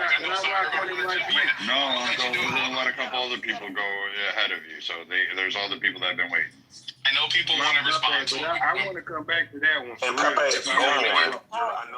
absolutely. I want people 45 to 60 seconds to respond to him. Please do not make it too long. Okay, respond to him because I know that's something that's going to be individuals in here. Okay, so the people that want to respond got 45 seconds. Go ahead. Nobody wants to respond to it? Okay. I do. I want to go. Okay. Let me know when I can speak. Okay. Absolutely. Go 30 seconds. Wait. I'm sorry, Anson. Hold on. And please do not mention anything about me not being American to diminish the debate. That's such a lazy argument. You're just anti-black. It doesn't matter. American or not. Can you let Because I'm telling you the truth. Hey. So I'm gonna let Captain Anson go, so he can go ahead and give his part. He was the first. Maybe his voice is there, and then we'll move on to the others that chimed in and said they wanted to go. Go ahead. I've been listening for about an hour. I came into the room to try to find a path forward, to find some form of consensus that what's going on is so wrong on both sides of the aisle. And I have not heard a single thing that promotes that approach, which is so typical of our country today. I'm ashamed of it. I despair over it. And it's the worst that I've ever seen in my 83 years. And it's a crying shame that we can't have constructive conversations about the path forward rather than all the crap I've been hearing from both sides in this room today. Thank you. 45 seconds. All right, to the brother and to everybody on here, first and foremost, the first thing I sat here and said was, we hate to have anybody lose a life. Anybody. That was what I said first and foremost. So for whoever's sitting there trying to sit here and say I'm trying to blame or anything like that, no, I'm not. I want you to understand something. Every man is in control of his own life, but depending on how we were raised is going to determine how we grow up and how we deliver our message. Now, he just happened to be a person who was sitting there delivering a message of white superiority, whether you want to look at it as any other way or not. He just said it in a smarter ass way to say it. Everything in life evolves, and that includes racism and segregation as well. It was a time that he just sat here and said if he had to see a black pilot, he would question, does that black pilot got his credentials, but he wouldn't say shit to the white one. You see what I'm saying? It's like, it's still a form of promoting racism. And That's not what he said. And black folks can never be racist. We can be prejudiced as fuck. Yes, you can be racist. Hold on, Yes, you bro. can be racist. Let me break it down. Let him land. Let me break it down. Got a couple seconds. Let him land. Okay, thank you, sir. Thank you, sir. So, when you talk about racist means a governing body hates somebody for a particular reason. Now, prejudice is when somebody does something to you that makes you hate them. There's a complete difference. We were hated just because of our fucking skin tone. And We you hate hated white the people that beat on our people because they beat on our people. It's a difference, bro. Okay, thank you. We can never Mr. be racist. We gotta wrap it up, my good man. Hold on, let me finish this. I'm just saying this part right quick. We can never be racist because we were never the governing body when this country became the United States of America. And All right, thank you. Look at what you're saying, man. Look at what you're saying. Okay, so man, you have become. Hold on. Wait, Miracle. So what happened when Obama was president? Hold on, guys. I gotta go to queuing. Okay. I don't know if Brad wants to have the back and forth like that. I'm just trying to make sure there's some type of. If we can do it in an orderly, like you make your points concise. Like we had a couple long-winded speakers, and I'm long-winded. KK's more long-winded than I am, but what's going on, KK? Shut your face, Bradley. Can I just give an update, guys? So murder charges have now been laid on the killer. Brad, I back-channeled you and put it in the chat. What happened? Charges? They've now laid murder. Yeah, the okay, but they've now officially laid charges. Yeah, the charges are now aggravated murder, so they can seek death penalty. Utah, ironically, has death by firing squad, so that's actually an option on the table right now. So that's kind of ironic in a weird sort of way. I mean, you may get it. This individual is going to be probably put to death. There's cut his head off. Cut his fucking head off. Go ahead. Can I ask one request, Thomas and the mods, real quick? No. Just one request. It's not. I don't even want to host that section. Yeah. So the gentleman that spoke earlier about the stats, I think he said he queuing produced is those next. stats. That's all I asked. Yeah, so again, I don't know why people have to keep reiterating sentiments about assassination. What I see people talking about is the fact that what he'll be remembered for definitely varies, right? Because he was divisive. And he did not. It's not like he even served the country. It wasn't like he was in the military. He didn't do great things. What he did was he introduced the same type of tropes about minority groups that were said a generation ago to a new generation. There is nothing new he communicated to the world. All of these criticisms that he issued against women, issued against gay folks, issued against, quote unquote, the black community.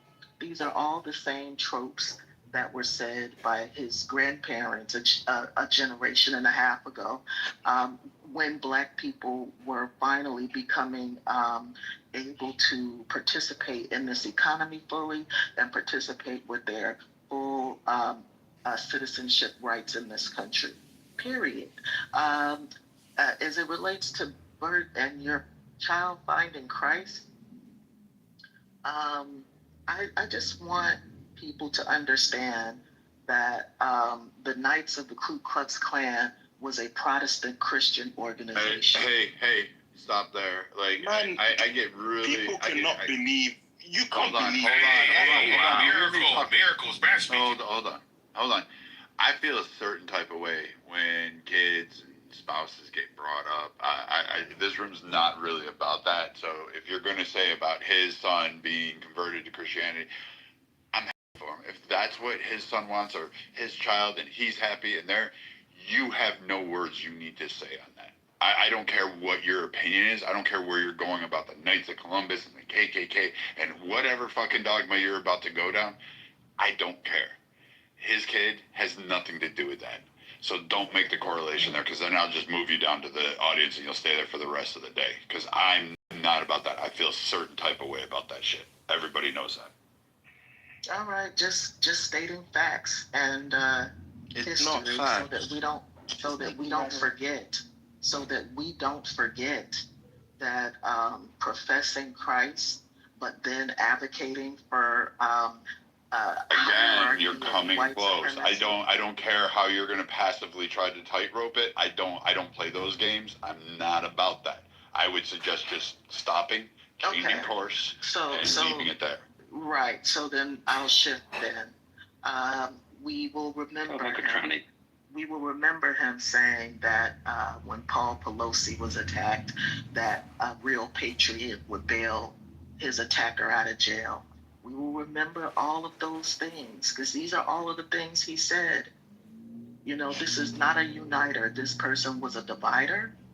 And even to his last breath, the thing that was in the forefront of his mind that he wanted young people to know is the same tropes that were said about Black people a generation ago. And I think that's the reason why people aren't really playing his words, because they know that this is what he'll be remembered for. Again, nobody's talking about the fact that he was killed. Nobody deserves to be shot.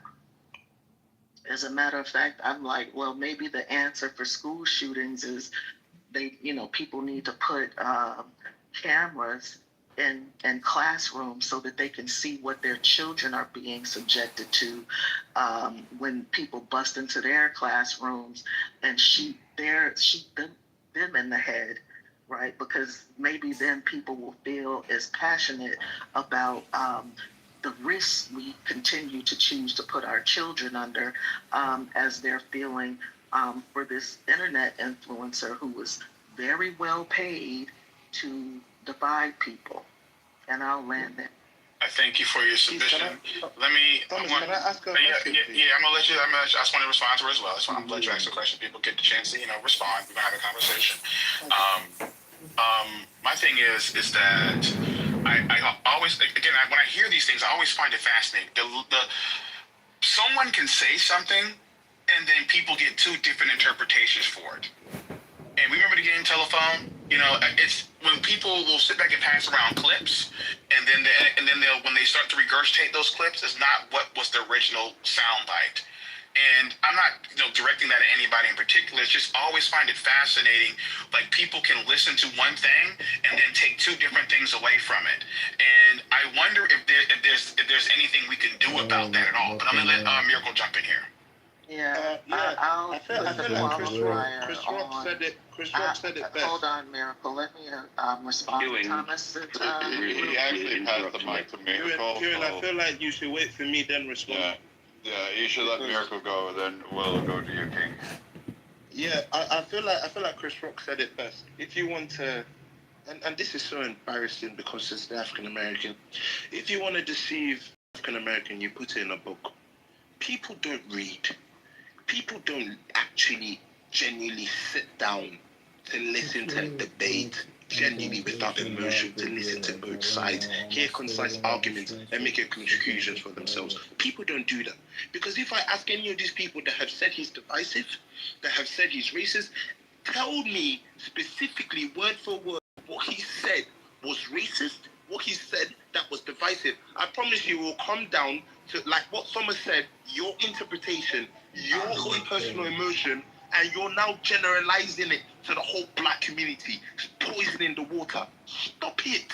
Do you want me Stop to it. answer? I agree. That's actually, I've been thinking the same thing. Those are good words. You guys have to stop this. You have to stop making personal problems a general problem. Stop spreading this hate.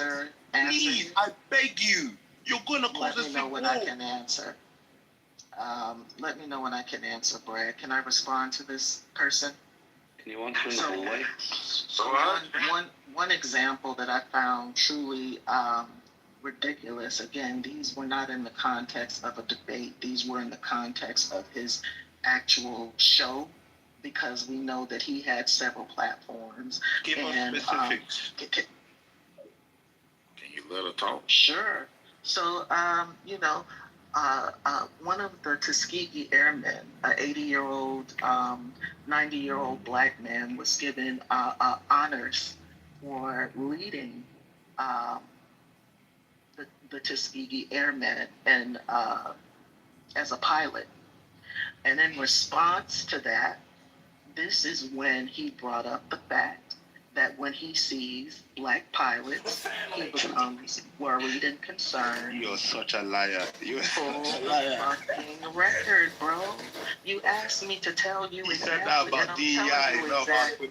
Stay on mute, bro. Let her finish what she was saying, bro. This was in the context of that man being awarded. That's how the topic. You know nobody even believes came these up. lies, right? You can't. We're all educated. Listen, like we all know yeah, what we all Miracle, let her rock. I'm sorry, I'm sorry for nothing, bro. My God. and we all have YouTube, and believe me, people are reviewing the record. Okay, so liar. Don't gaslight us. Like, gaslight who? You're gaslighting yourself. But you just, well, I'm sorry. Let her finish, and then we can go over it. And Just finish, get rid of this shit. again, like I get it, because I have a 21-year-old, and when he was young, he would listen to all of this social media nonsense and play video games, and so I heard the way that people talked, and the reason why black young men probably don't feel any kind of way being called nigger or having racist stereotypes applied to them, because this is all y'all did, playing video games with these weirdos online, and so you think it's like normal, right? You don't recognize. Just let her land. Just let her land, and we can move on. She's already crashed this plane. I'm fed up of hearing lie often. Can you land? Recognize. Excuse me. You're a bloodhound for victim. Hey, hold on. So, King, stop. Like your quick responses are going on, and you're pancaking points. So obviously there's a lot of animosity based off of what you said. So I'm going to stop you there, and I'm going to allow some of the gentlemen. People. It's not that people don't have trigger. I don't need your sermon on the mount to continue on, and then you can have a discussion. That's the problem. Is that you brought in a lot of things that I'm even going to say are incorrect.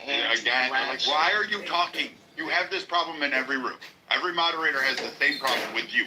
It is a you problem. It is not a race problem. It is not a female problem. It is a you. Okay, here we go. Then we're going to have this. Now we're going to settle that way. It is a you problem. Every room you go into, you have a problem when somebody wants to push back or hold a room and have a debate or a discussion back and forth. You will go on long narratives, you will have pancake points, and then you get angry and upset and talk over everybody else who's trying to interject on the points you made or get clarification on anything. Even the people that are on your side can't sit there and help you because you don't. You get mad at them and go through. I am just telling you, shut up, let them respond to it, and stop reacting, because you are not the main fucking character today. It is not your day. It is Charlie Kirk's day. We're going to give it to him. We're going to give it to the high schoolers. We're going to give it to Irina, who was stabbed on a fucking train because we couldn't fucking put away some degenerate who got 14 times arrested for assault and a variety of other shit. We have problems. There was a school shooting yesterday, and that fucking guy was radicalized on fucking line. That guy should be dragged behind horses until his skin falls off his body. But we have a lot. You are not the main character today. So Dewey was next. Miracle, you can respond. Tuna, you can go. Excuse me. Yeah, I just wanted to give a little bit of clarity, and maybe which is becoming really dangerous in this type of conversation, is people only hearing what they want to hear within their own echo chambers without actually going outside of their own walls and environment to really understand what the actual context was. So you think this shit's funny, but when we're talking about this in particular, the Tuskegee Airmen, etc., if I see a black pilot, it was the context was DEI and corporations making those type of decisions. That's exactly what it was. He said being made to react that way because he felt policies adopted by major companies regarding the ethnic minorities meant less qualified people were being given jobs with significant responsibilities, including airline pilots. And he was trying to share that as an example. This is the reality the left has created. So thank you very much for your attention to this matter. Funny enough, I was actually going to say almost the exact same thing, but I'll start off by going back to Miracle's point, because I do think it is a very valuable thing, which is I think people are trying, like the debate, the reason why there's so many people saying, oh, he was such a bad guy, is because there's an attempt to, I think, I don't want to say rewrite history, right? Like, people have different narratives, and rather than have the debate about all the different things that were brought up that Charlie Kirk would talk about, if you can paint him as just like a racist, homophobist, whatever it is, to just, you essentially can successfully now write him out of the conversation entirely. Yo, can I say something though? I'm in the middle. I've been real quiet. I don't interrupt people. I think there's an attempt to write him completely out of history, right? Because if you can ist him in some way, shape, or form, well, obviously he physically can't respond anymore, and historically, right? Like we don't have in society have a place for that, right? Like we do write those people out, and so if you just proclaim it, then everything that he was associated with is gone. But to Miracle's point, I think a lot of it is just declarative without actually addressing the idea. I don't know if what we just saw was Amon Bailey. I don't know if that technically counts as Amon Bailey, but it felt like it, which was, again, Miracle said, give me an actual thing. And then someone brought up this, said, oh, well, what about the Tuskegee Airline thing? And the Tuskegee Airline, too, I don't know who just said that. It was not the issue at all. He never said anything disparaging about Tuskegee Airline, Tuskegee pilot. It had nothing to do with that. He was bringing up issues of DEI and jobs and pilots. And you might even disagree with him on that. That's fine, right? But to bring it up as a topic of conversation doesn't, I don't think, immediately make you an ist, right? Like, this is the problem I have, is ultimately Charlie Kirk was a milquetoast conservative. In so many, he was the I'm going to debate you, bro, right? He was the I'm going to come to a college campus and talk to people. And if you can't tolerate that, then we have a real problem, because again, that's like the vanilla version of conservative ideas being spread, right? In fact, one great quote from him that I saw, which I wish was getting spread more. I see a lot of people on the left talking about his stance on guns or whatever, but somebody asked him, hey, why do you do this? Why do you come to college campuses to have debates? And his response was, because I'm paraphrasing. Essentially, he said, when people stop listening to each other, bad things happen. He said, in a marriage, if two people stop talking, bad things happen. That leads to divorce. And in a society, when people stop humanizing each other, when they stop looking each other face to face and having difficult conversations, bad things happen. Essentially, what he's saying is debate and conversation is what guarantees, or not guarantees, but what stops violence from happening. And so I think it's really ironic then that the response is, again, violence and by the way, shut up, he should have, he had it coming anyways, right? The whole point is, if you can't have conversation is the step before violence. It's how you mediate things without violence. And that was his brand.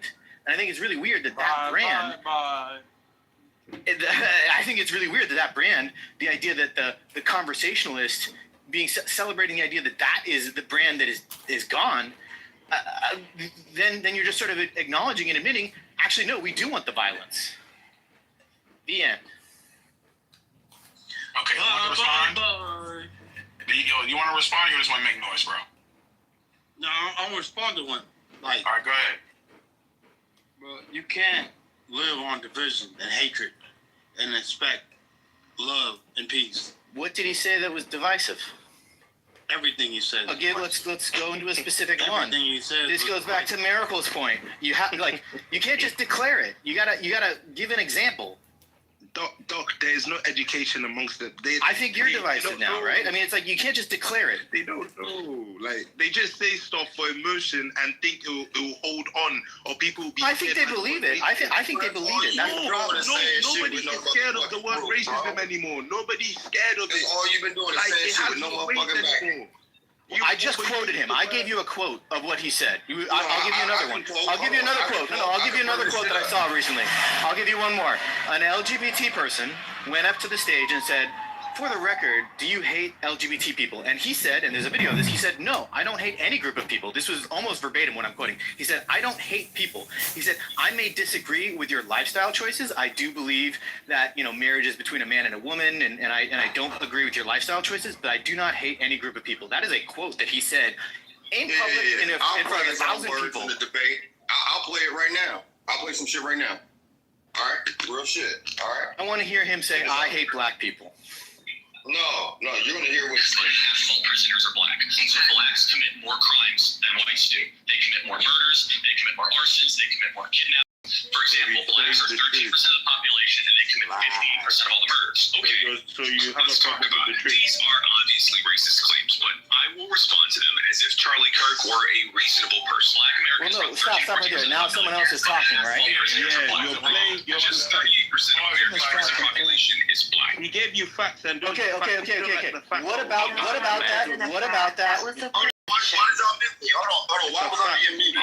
Because, well, one, someone else started talking. It was an analysis, and then the No, question is, it's literally, hold on, let me tell you what's happening. It's literally somebody with the data and the stats right there debunking line for line everything he said.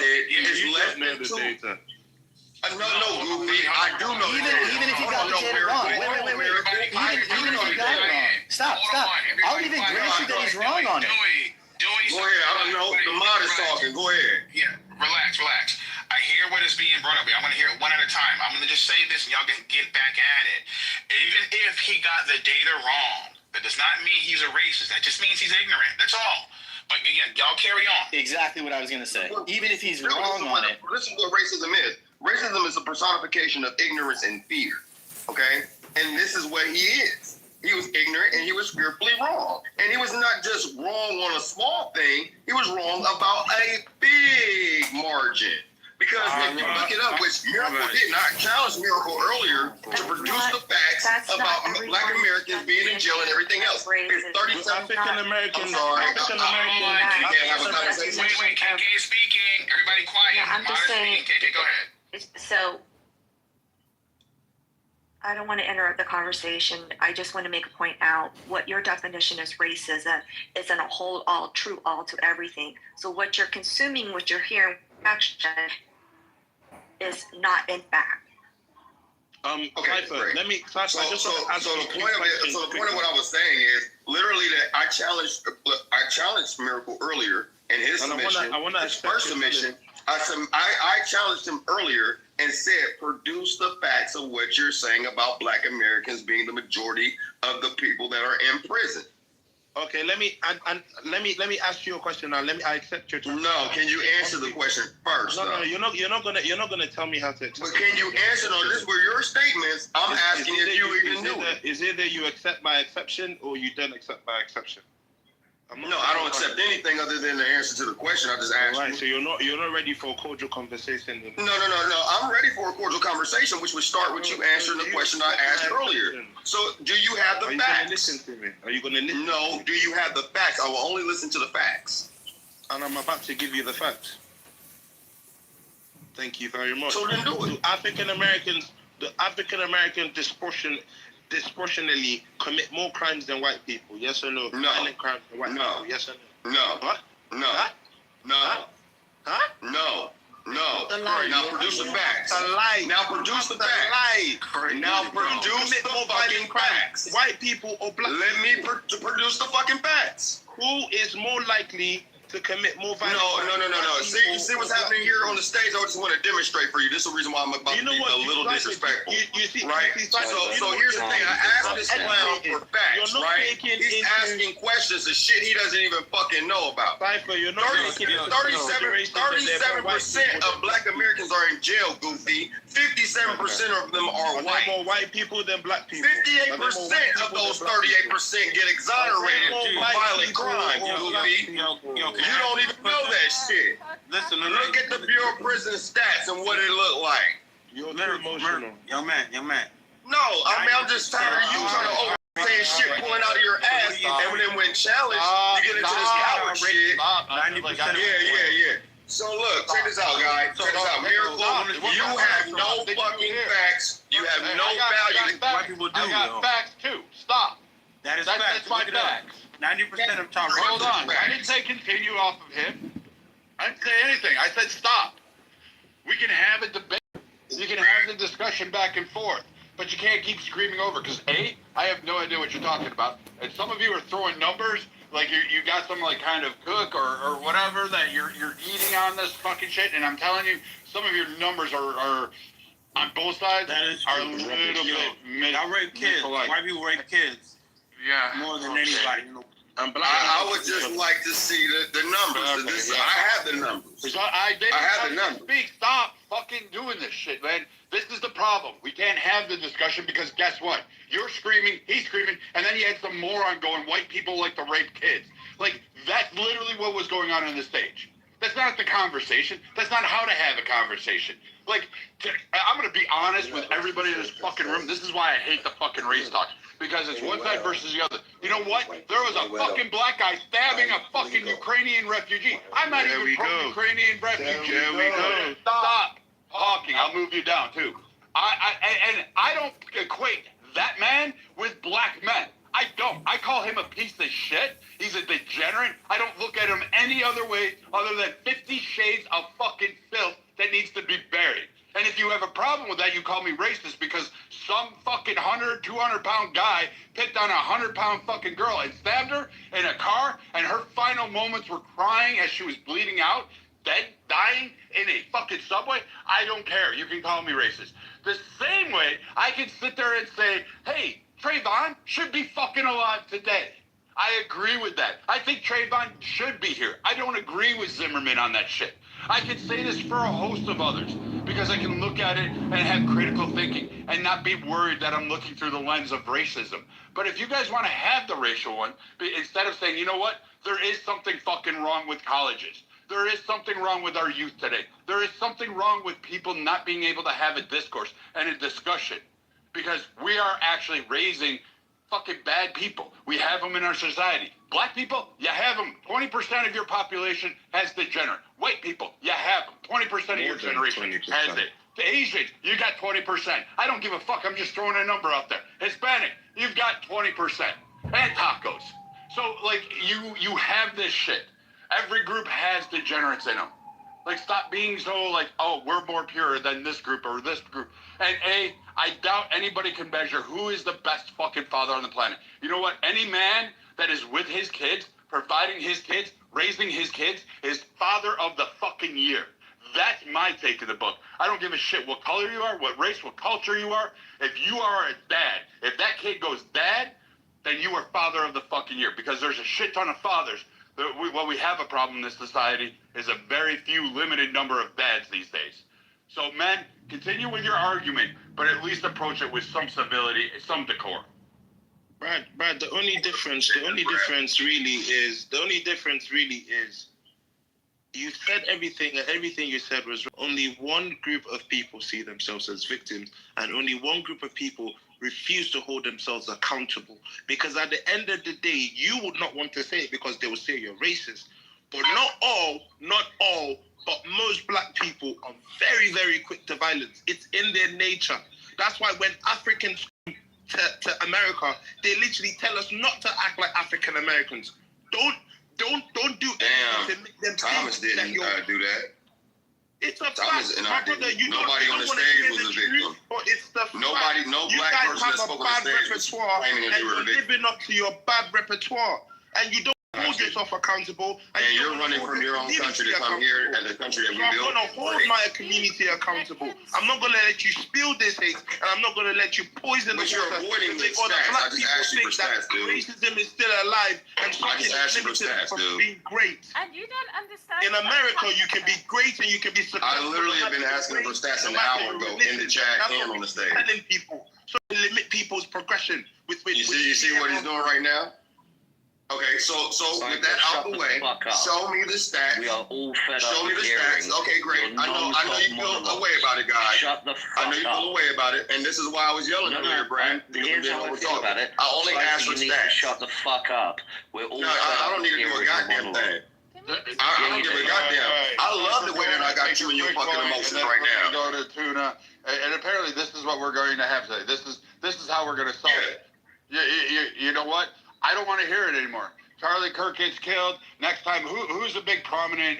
Dr. Umar. Where's Thomas? Dr. Umar. When he's shot through the neck and bleeding out there, I don't want to see protests. I don't want to see riots. I don't want to hear people. Because again, if we can't come together, if we can't take today at least one lesson from this and say, you know what? Hold on a moment. There's a whole lot of killings. Like, you guys don't even know about what's going on overseas. Do you know in Nepal, they burnt the fucking president's wife last night? Did you know that? There's a revolution going on in there. Jakarta, they're doing the same fucking thing. You should probably pay attention. Oh, France is having fucking a meltdown over the prime minister in the elections. You're aware of that, right? You guys know that shit's coming, right? England is on fire. Ireland's on fire. Scotland's on fire. Spain's on fire. Oh, you want to talk about 22 countries in Africa that are basically on verge of killing each other? How about South America? We've got Marines sitting off of Venezuela. Venezuela's sitting there going, hey, we're going to launch fucking fishing boats at the United States Navy and have a war kickoff, which is, I feel a particular type of way about that, but, go ahead. You had Israel just shot Qatar, which basically that's going to be nothing. But you still have Iran doing their sable rattling. You have that going on. And now you have prominent speakers sitting there going, man, am I going to be next? Because they shot at Trump. They killed Charlie Kirk. They've shot at other people. Remember, there was a softball game. There was 2 senators up in Minnesota. Those were killed. So if you don't vote or if you don't speak the way I want to, are we just at that type of society? That's something you guys should really think about as you're giving out your stats. No, but Brad, I honestly want to hold you accountable as well, because Brad, you said something that's very big.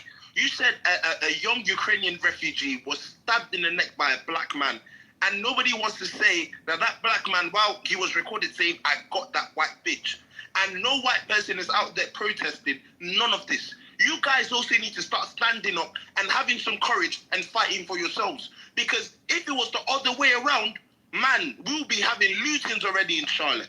So you guys really need to start having some cojones and stand up for yourself, because they did it in England here. They did a national British march and all of that. You guys also need to have a bit of bravery as well. Because if they can do it, you can do it as well. Because the man literally said, I got that white bitch. He said, I got that white girl. He didn't call her. Yeah, so white girl. just want to go back to the question, Brad. White girl, white bitch. That should show you that it was racially motivated. It was racially motivated. And that should be protested. Here, I asked him 100 times to produce. He wasn't done speaking. Shut up. He wasn't done speaking. Yeah, you see that? Shut up, bitch. Shut up. Don't call her a bitch. He has no morals. Watch him out, bro. Hey, they ain't ever gonna fly with me. Nah, man, no. Yeah, watch him out, You can say a lot of things to a lot of people. Call me that. You can call me a twat-waffle. You can call me a cum stain for my dad. All sorts of shit.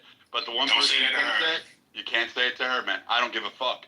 You can say you disagree with her. You can get mad. You can say anything else. But you ain't gonna do that. No, you ain't coming up. You ain't doing shit. So let's move on. Next speaker.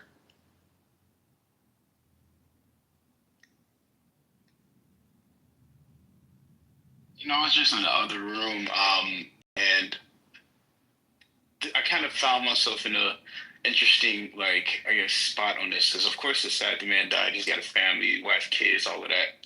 So in that instance, you never want to see it. But then there was this, I don't know if it was a quote of his, or just an interpretation, but something along the lines of, some people are going to end up dying for us to have our like Second Amendment rights. So like, there's a weird level of irony that I think like if you're like staunchly like for the guy or just leave a sad thing, you may take that viewpoint of like, well, he did say it, so like I don't know how I'm supposed to feel. You know what I mean? People may take that as like you're saying you're glad that the man died. You know what I mean? I think that's hard for like people who are very towards either end of the spectrum on this to understand that that is a viewpoint. You know what I mean? Like, I get it. Like, he may have said some bad things about groups of people, including my group of people. But it's always sad when people die. You know, one of those staunch believers that people can always change until they die. No one has that chance. And like, I do think in some of his ideations kind of seemed extreme to me. And like, the last thing I personally feel like this country needs is like a martyr for like extreme ideas. But Kirkle, I was in one of your rooms recently, and you had another speaker, and I'm not going to release that one. But he wasn't the extreme idea guy. Like, he is not the Nick Fuentes, like, that people are trying to make him out. Exactly. He was the most moderate. Yeah, he's not Candace Owens, who is further than he is. Like I in the conservative world, there are certain players, certain individuals who reach out and touch other people, not in that way, but they have conversations. Charlie Kirk, and it's been said, I think Thomas said it and other people, he was milquetoast conservative. He was a conservative by Christian nature. He had conservative principles, but if you asked him on economic policies, he got a little wonky on that. He wasn't as well versed on it, and it's all right. Economics is a huge problem. It's a huge discussion. Most of his was on social conservatism and his religious faith, and that's what he based his arguments on. But what he was able to do was put thousands of chapters across the country, build programs, education programs, help kids understand politics, provide fundraising, help promote for causes for children, fund games, fund the ability to have areas to go to. His program did a lot. Turning Point USA is a lot bigger than people think. And he wasn't even the most radical. Even the people that are the more radicals, the ones that you think are gone away, like the Milo Yiannopoulos, the Ali Alexanders, the Candace Owens, Nick Fuentes, all these guys are still out there. And it was the Charlie Kirk that was able to kind of separate them and actually have a discussion on it. And like I heard in your room, person saying, oh, Charlie Kirk will not have any effect. It's having a major effect. It's having a major even poll effect right now. You're seeing it, and it's having a cultural backlash in ways that I don't think people are really anticipating and realizing what could possibly go off and how it could be handled, because you're seeing it online, and social media is doing it very fast. Go ahead. I mean, but what could be fair here? Excuse me. Can you? I'm sorry, Kirk. I'll let you go right after me, but I just want to make this point because I have to go shortly. The most important part about Charlie Kirk and how he's important to people that are not Republican or conservative or moderate or on the left or progressive is he gave them the opportunity to share their viewpoints to an audience that are completely opposite. He gave those students an opportunity to try to expand and try to give their perspective to people that did not agree with them.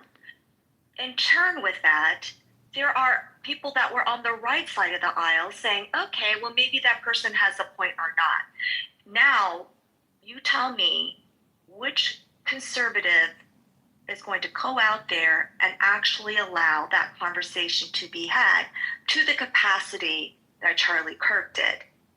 If anything, it muffled the voices of the left, of the young minds that wanted to ask questions, that felt so strong in their belief that they felt strong, that they could talk to him about it. No one's going to do that now. That's what the left lost, unfortunately. And with that, that means everyone lost. Everyone lost the ability to hear both perspectives and share it together. That is the problem. And the fact that if you think that only one side lost, you're part of the problem. Everyone lost. KK, you're 100% right. Somebody said to me earlier today, if a day and a half after an assassination, you're trying the victim of the assassination for their murder, there's something pretty yucky about that. Putting him on trial a day and a half after he was killed, there's something particularly slimy. Hey, Marshall, them same people did it. No, excuse me. Did it across the board. I mute up. No, yeah. They did. Yeah. You mute up. You mute up, and because Kirko was next, and I made it very clear. I was trying to be fast. If I could finish this one thing. Akiva, just because one side decided to jump off the bridge doesn't mean the other side decided to jump off the bridge. In fixing the problem we're in, each side is going to have to swallow shit, because that's how you get to a place where you can agree. They're going to have to give shit up, and it's going to be policy, and it's going to be points of pride. And if we really want to change things, we really want to live in a better country, then we need to see the gray more than ever right now. Because when we go into our corners, we harden ourselves and go down the path where violence is inevitable. I'll give one example, and then I will throw the mic to Kirko. After Sherman did his burning of the South, if there was large-scale political violence in America, for example, it took 100 years for the South to get back to pre-Civil War industrial parity. Imagine that. Not Bessemer presses, not fantastic ideas, technology from the 1840s and 50s. The political violence that could ensue if we don't calm the country down is one that we don't understand. The deaths would be immense. The destruction would be unfathomable. We haven't gone through this since the Civil War. The Civil War was the last time America learned what it meant for word divides to lead into violent divides. And we owe it to our country, if we believe this is the place we want to live in, to swallow some of our pride, make those connections, say, well, Charlie Kirk didn't necessarily say all the stuff I liked, but the dude doesn't deserve to be shot down in the street like a dog, in the same way that Minnesota Speaker of the House didn't deserve to be shot by a dog. The only hope we have is clinging to good behavior and good governance. The more each side makes excuses for the other side to misbehave, the worse it'll get, and the only thing that'll come from it will be the eventual dissolution of our country into some form of autocratic or dictatorial reign. So, I don't really understand the scare for kind of like political conflict where it's like active like violence. Because like, at least in this situation, because the shooter was a conservative. So, like, it could be my ignorance. You don't know that. The AP and Reuters articles I've read haven't said anything about his political affiliation. Yeah. The only thing they've Hold on, Marshall. His political affiliation appears to be independent or on. Yeah, that's what I thought when I read. Yeah, at least he's maybe I read something different. Yeah, and also to add to that, guys, I don't know if you guys saw that they're also pulling up his Discord messages. A lot of people are requesting the release of the full information. He was allegedly part of Antifa Discords and Reddits as well. So we don't really know as much as we would like to yet. There's still more information to be released. Hey, can I ask a question? That was the point I was trying to make. It was why. Okay, I feel it. Can I ask a question? But can you guys hear me? I'll finish later. We're gonna go to Kirko and let Kirko finish. No, it's okay. Just put me in the queue. Yeah, you're after Kirko. That'd be fine. So I guess that's my bad because I think I was at work when I saw an article that stated that, but then again, it was like the time between when this all occurred and now, like who knows, like what's really what until the end until the end of the day. I do think it's sad, right? Part of me is like not really like understanding why. I guess some of you may think like essentially like the ability to have your own beliefs is a challenge here, because I feel like if anything, you would think that like other platforms that have these very strong opinions on topics would then just do what they do more. Because like if you're thinking that it's gonna go away, that's the thing that makes people want to do it. You know what I mean? Like I don't know who Nick Fuentes is. I'm not a very politically inclined person. I just like look at science and shit all day. But like I guess from a humanistic standpoint, I don't really get how you guys are kind of like so in a tizzy. I get it. It's that the guy died. Like I wish he didn't. Like I don't agree with things he believed in, but as I stated earlier, I feel like people can change. And if you don't get the ability to change before you leave this earth, then you're stuck. Your legacy is stuck with the things that you said or your beliefs. You know what I mean? And my personal fear is that like some of those beliefs were very negative towards other people. Like I think he said something along the lines of like black women aren't smart enough to like be listened to. So I'm not quoting him verbatim because I can't remember verbatim. It was something that was just super negative about black women. If other people had those same beliefs, now that he's gone, like that just elevates the sentiment in the minds of people. So it's like the extreme ideas is what I'm scared of being like propagated. Can I try and chime in just for a moment? And again, I thought I was going to speak. All right, fine. Right, it dispersed them like this. It's on me now?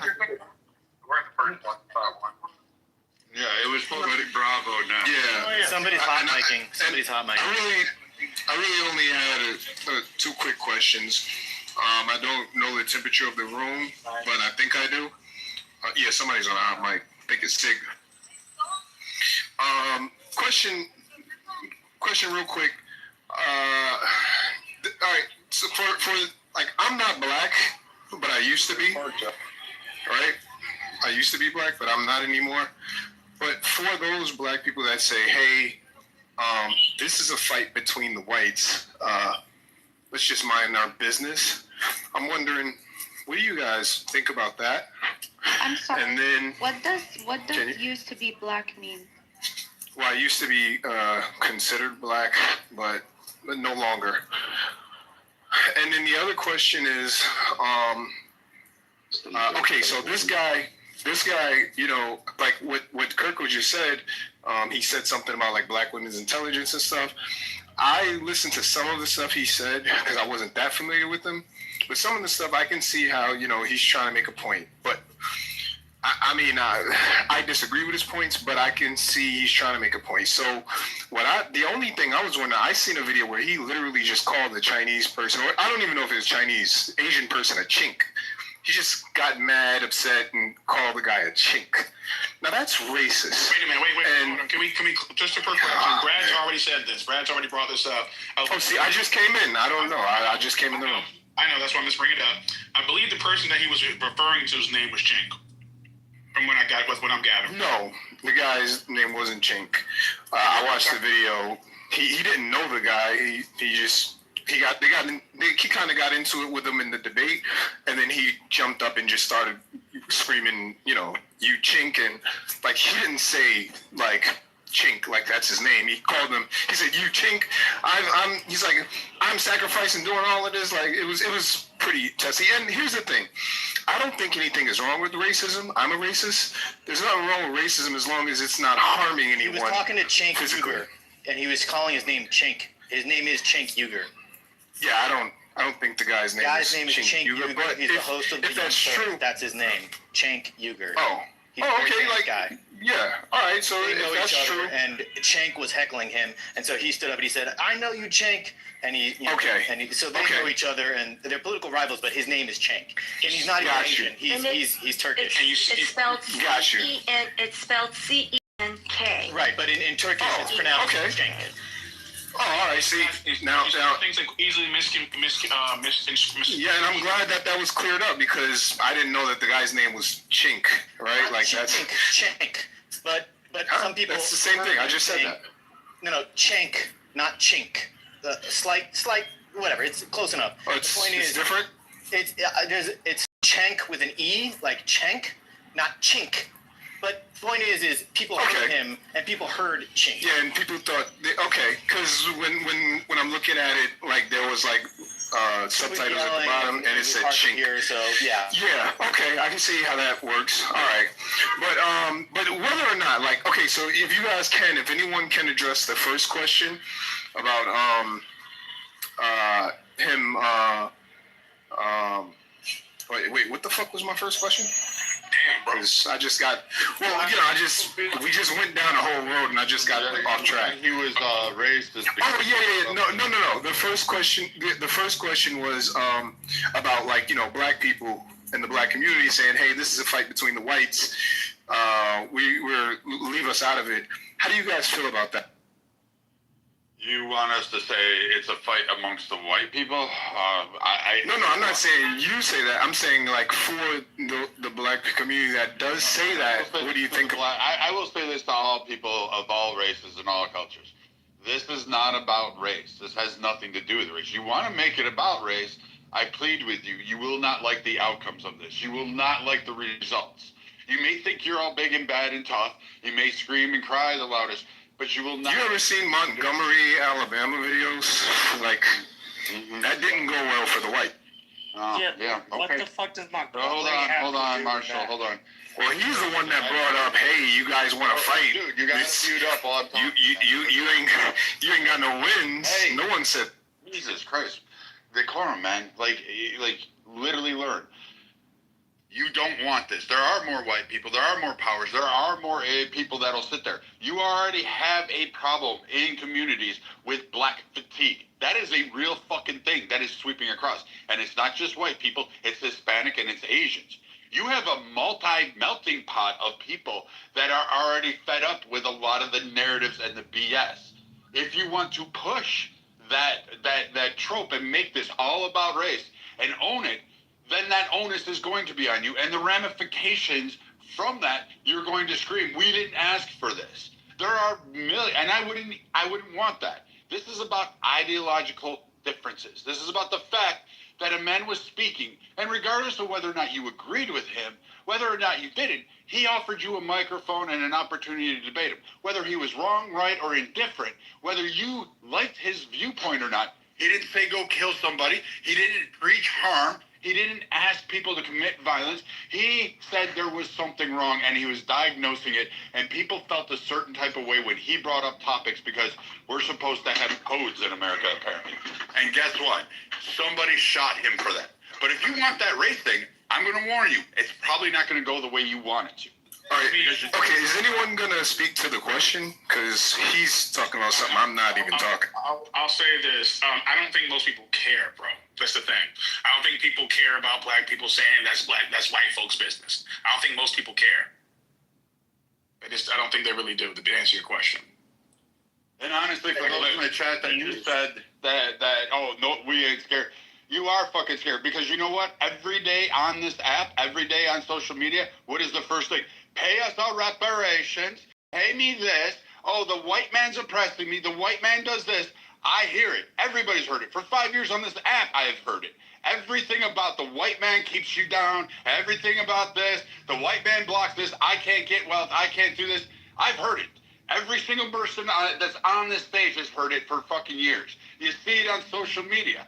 Like, literally, you think all of a sudden you're all this and a bag of chips? Like, fuck no, you're really not. You're bitching about the laws, the systemic racism, the white superiority. If you are already saying that exists, you are too weak to actually stand up to anybody else. 1,000%. You've had that in your past. Why are they threatening? That's fucked up because I agree with this guy. I actually agree. Hold on. To this point, as a black man, I've heard this argument before, which is why I agree with Brad. Don't do it because again, if the white community bands together, they'll turn us into glass in 24 hours, and all we'll hear is screaming and gnashing his teeth. The niggas in the comments, while we about that, we watch. Yeah. Quick question, Thomas. What kind of black are you? Like, are you an immigrant black or which one are? I'm not going to get from that. Why are the white anyways, conservatives with that being HBCUs? With that being said, the reality is, and I'll land here. The reality is that blacks do not own or manufacture their own weapons, tanks, planes, or don't have in the military. Okay? But they can whip ass though. That's a fact. Yeah, you're right. Yeah, we can scrap in the streets, absolutely. But I'll land there. Why are they threatening HBCUs? Yeah, people shouldn't. Again, someone keeps bringing up why are they threatening? Yeah, people who threaten HBCUs are fucked. Fuck them. They suck, right? Like no one's trying to defend that. The point is that you should not. If people disagree with HBCUs, I don't even disagree with the concept of it. But if there are people who disagree with it, they should have a debate about it. They shouldn't make threats. Right? You see how fucking lame it is? This is a white-on-white crime. I think we were just talking about Charlie Kirk. We were, and I want to go back to it. I don't understand why this is turning into a race thing. It shouldn't be. Didn't Charlie Kirk speak about race? You did speak about race, and actually, and then you brought up this: how do black people about? And I was going to try and respond to the last speaker. I will let you do Louis Huey, just to Lilith's point and Paul, because Paul and them are talking over each other.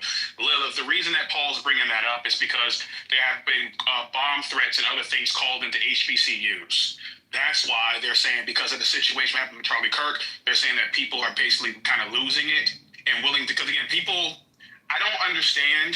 I mean, I do understand, but I don't like to believe or like to kind of entertain the aspect of people seeing what took place at Charlie Kirk and wanting to go out and do more damage. But what's happening is when people look at social media, and it's not just black people doing this, make that clear. It is not just black people doing this. It's a bunch of, especially white women out there sitting back and dragging Charlie Kirk on their social media platforms, okay? Dude, But they're I understand what you're saying. The white women are the worst.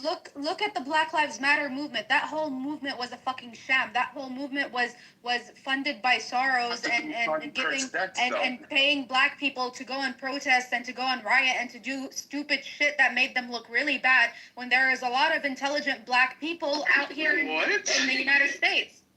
So What the does thing that is, have to do with Charlie Kirk's death, though? We're talking about Charlie Kirk, and black people's name is still in your mouths. That's the whole problem here. The problem is when it's a white person killing a white person, it's ideology, right? But then everyone is quick to bring up black on black crime, then it's race. In this issue right now, you had a white person who supports a trans movement that killed Charlie Kirk. You keep black people's name out your mouth.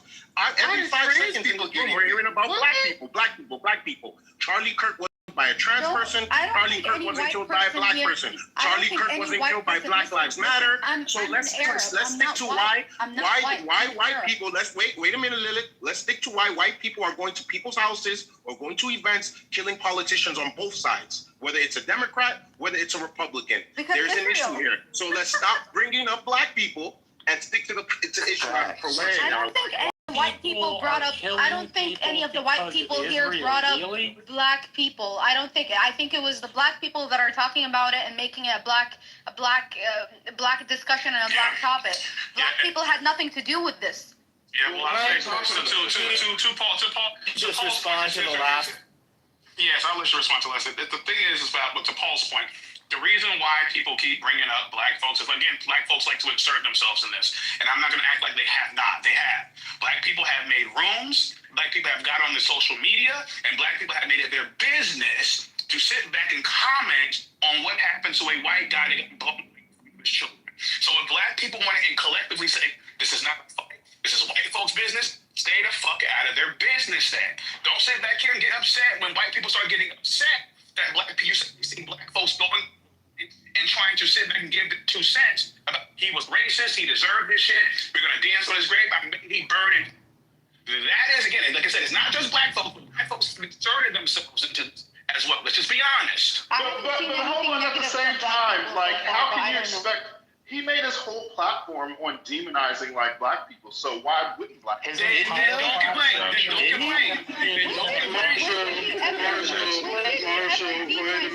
Wait a minute. As somebody who actually met him back when I was in college, when he invited all the student government presidents out to D.C. To meet Congress members and also join Turning Point USA, he did in fact make his platform. I'm saying someone who actually knows the guy, who actually smoked a cigar with him, had drinks with him. Outside of politics, he's a really cool guy. I cannot lie to you. But he did make his platform on hating marginalized groups and supporting gun violence. Well, not supporting gun violence. Let's say supporting Second Amendment rights. Okay, and I think you think that his platform was we should hate on minorities? That was his platform, that he would come out and say, you know what's a good idea? That's semantics. We should hate on minorities. That's semantics at this point, because we all know Charlie Kirk. No, this goes back to the first thing that someone else said. Nobody here actually quotes him or anything. They just sort of prescribe him something. I can quote several things that he said. So can I, and nobody ever wants to. There's like 10 people going off at the same time. I don't know what this is. Like, I hear Dewey. Go ahead. Like, I heard Jay. I heard Marshall somewhere. I heard Thomas. So, like, can we just have, like, a regular conversation? Like, Jay, I don't think his entire platform was built on fucking race. Like, it was all about a cultural conservatism. It's like, that part I'll push back on, and I'll allow others to do that. But, I don't think his sole propaganda was just targeting black people. And again, that's a little weird. Yes, he was. Oh, okay. He supported a bunch of other things. One of the things that he did was talk about crime and black people, which I didn't disagree with. But when people say it was mainly built off the back of despising black people, that's just not truthful for what he said at college campuses. Why don't you guys talk about Candace Owens? I'm not done. You don't have to like the guy. You don't have to appreciate him. But I'm going to say something. Nobody, regardless of party, regardless of what they say, no matter how incendiary, no matter how inflammatory, no matter how hateful, deserves to be shot down like a dog in the street. If it can happen to him, I'm not done. If it can happen to him, I'm not done, and you can hear me talking. If it can happen to him, and it can happen to those Democratic lawmakers in Minnesota, then it can happen to other people. It's wrong because it's wrong. Trying to equivocate, say somehow his view by the populace in the United States in the court of public opinion makes him therefore guilty. There is something slimy and disgusting about trying a man for his own murder a day and a half after it happened. It's low class, it's slimy, and when white people do it, it's bad, and when people that don't look like white people do it, it's bad. It's just bad in general. And we're not going to get anything. Stop ad-libbing, Amy. Hey, man, this nigga, You know, Marshall, I would definitely agree with Marshall on that. You know, on either way, on either side is bad. I just wish that our president of what is supposed to be the United States of America will also have the same sentiment as Marshall had. Because when the Minnesota government officials was shot with her husband and both of them were killed, our president did not even attend the funeral. He didn't even send a motherfucking letter. Also, with that being said, when he was asked if he was going to go visit the governor of that state, he said, why the fuck waste time? I mean, he didn't say the fuck, but he was like, why waste time? You know, he's a wacko. You know, so with that being said, at this point in time, we need the president of the United States of America. We don't need a president of the conservative party, right? Because that's what we're getting right now. Even though it's been proven that, you know, now apparently they have the killer. The killer is not a Democrat, but we have a president that is spewing decisive and harmful rhetoric solely to a certain demographic of people who happen to be Democrats. So with that being said, I definitely agree with Marshall. I just wish that our president had the same sentiment. Bro, this is why people can't take you guys seriously. You guys are the biggest fucking hypocrites. You guys are so infatuated. Was that directed to me? I'm talking. Was that directed to me? I'm talking. Was that directed to me though? Well, if you shut the fuck up and listen, you'll figure it out. Absolutely, I would love to that. I love that. Faggot. All right, so. Oh, so now I'm a bad guy. Oh, okay. You done, ma'am? I can continue if you want me to. I think the faggot thing was unnecessary, dude. Right, exactly. Right. And that's what they do. That's what they do. That's what they do. But they don't really have anything else to say to do insults. That's what they do. That's what they do. All right. So again, I was talking. You decided to come off your mic to disrespect first. I did not disrespect you. I just said what's that to shut me. up. Okay. Well, Shut up. Since you can't. Big talk. I'll just drop it down. So that's why you got called a name. You showed the disrespect first.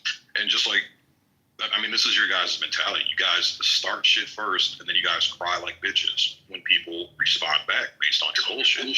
This is an exact. Jay, mute up. Mute up. This is it. Mute up. Thank you. So again, where is your proof that President Trump said hell nah, or whatever you said, that he wasn't going to show up, that he actually did it?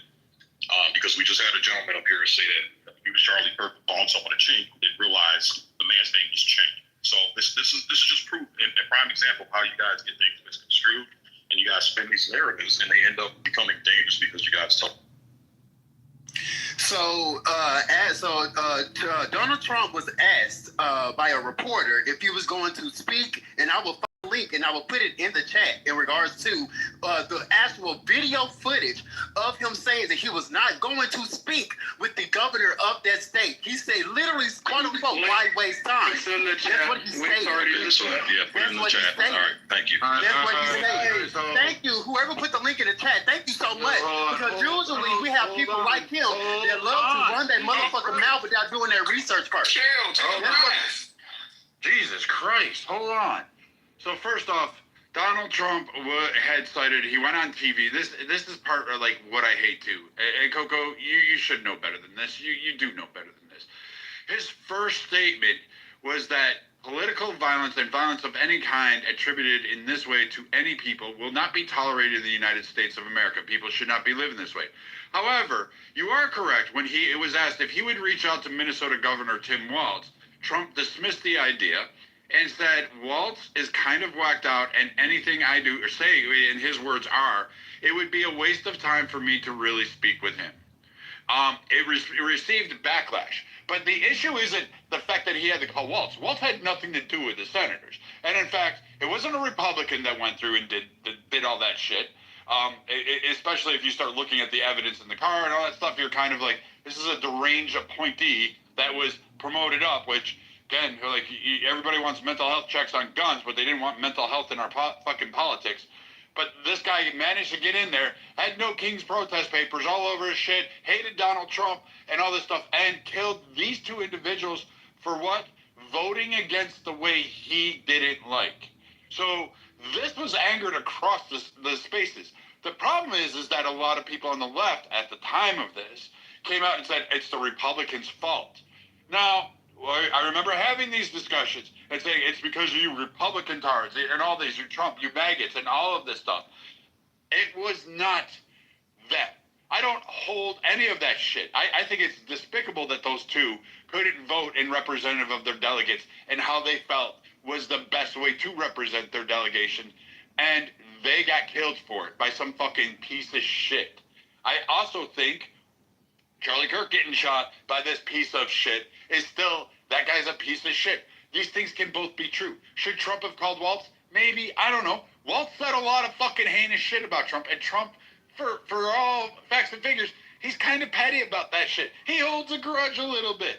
So him not calling Walz over this particular issue, yeah, I can see him not doing it. I can see him dismissing, especially after Walz, just up until the week before, was at a campaign rally saying that Donald Trump was a dictator-in-chief, a fascist, and was bringing an end to democracy and calling him all sorts of evil things. So, yes, Governor Walz, these two just don't like each other. And Donald Trump did comment on that shooting. Yo, and next. We're not gone. Yeah, I just wanted to say real quick. Again, this is a lie. Hold on 1 second. Hold on. Be quiet for a second. So this is a link I just read. See, this is yo. Shut up, bitch. You fucking whore, you crackhead whore. Get the fuck out of here. Bye. Get your kitchen, bitch. Go make a fucking sandwich, you cunt. All right. So back to the conversation. So I just read the link based on the accusation. Listen to how this man tried to paint President Trump, how divisive he was to tell this lie about President Trump not getting in contact with Tim Walz. If you actually read this fucking article, Trump actually made a fucking statement. And he said here, it even says it in the fucking article, that President Trump said clearly on that situation, violence will not be tolerated. His only issue is he didn't want to contact Walz. You made it seem like just they were Democrats and they were gunned down in their home and violently fucking murdered over politics, that he had no fucking sympathy or empathy for this family, and pretty much trying to make it out and infer that Trump shitted on this family by disrespecting this family. Absolutely did not. And this is an article that we share in the fucking link. So again, these are the lies you guys fucking tell, and these are the lies that you guys fucking make up, and this is what's causing the dangerous division in the fucking. So I'll find the actual link that actually has the video, not words or an article. I'm going to find the actual you link. Just backed up the article. Of you the just backed up the article. Now you want to back Hello. You just told me to not talk. Are you? Oh my. Okay. So my point was when it came to the funeral. That was my point. I hate the fact that now we're focusing on the Walz situation because I did bring it up. But my point in bringing anything up was the funeral that Trump did not attend. Trump did not attend the funeral of the Minnesota governor official and her husband that was shot and killed by a MAGA supporter because it was found out that the supporter did vote for Trump. It was found out that he did. So when I make that statement and everything that Trump is talking about now in regards of Charlie Kirk and him being oh my goodness, he was a saint, and oh my goodness, he touched the hand of God, and all of that we need to order. I'm ordering all the flags to be flown, half a mask, because this innocent God-given person was shot. None of that was done when an actual government official was shot and killed. None of that was done. What about when George Floyd was, when that fucking monkey George Floyd was killed? I'm almost done. I'm almost done. I'm going to land here. Please, sorry, I'm raising up my voice.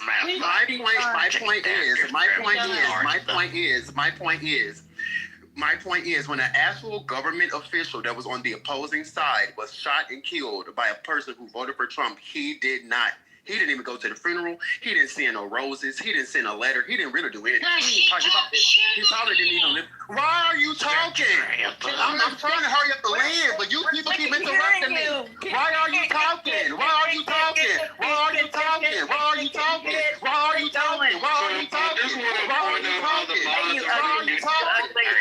Hello? I'm trying to hurry up the land, but your bitch ass keep talking. Stop being a Let me hurry up the land, and then you can say whatever you want to say.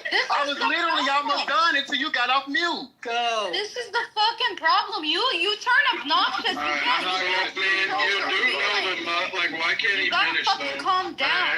Hey, Lilith, hold on. He's been talking forever. Joe, stop. Just let him finish.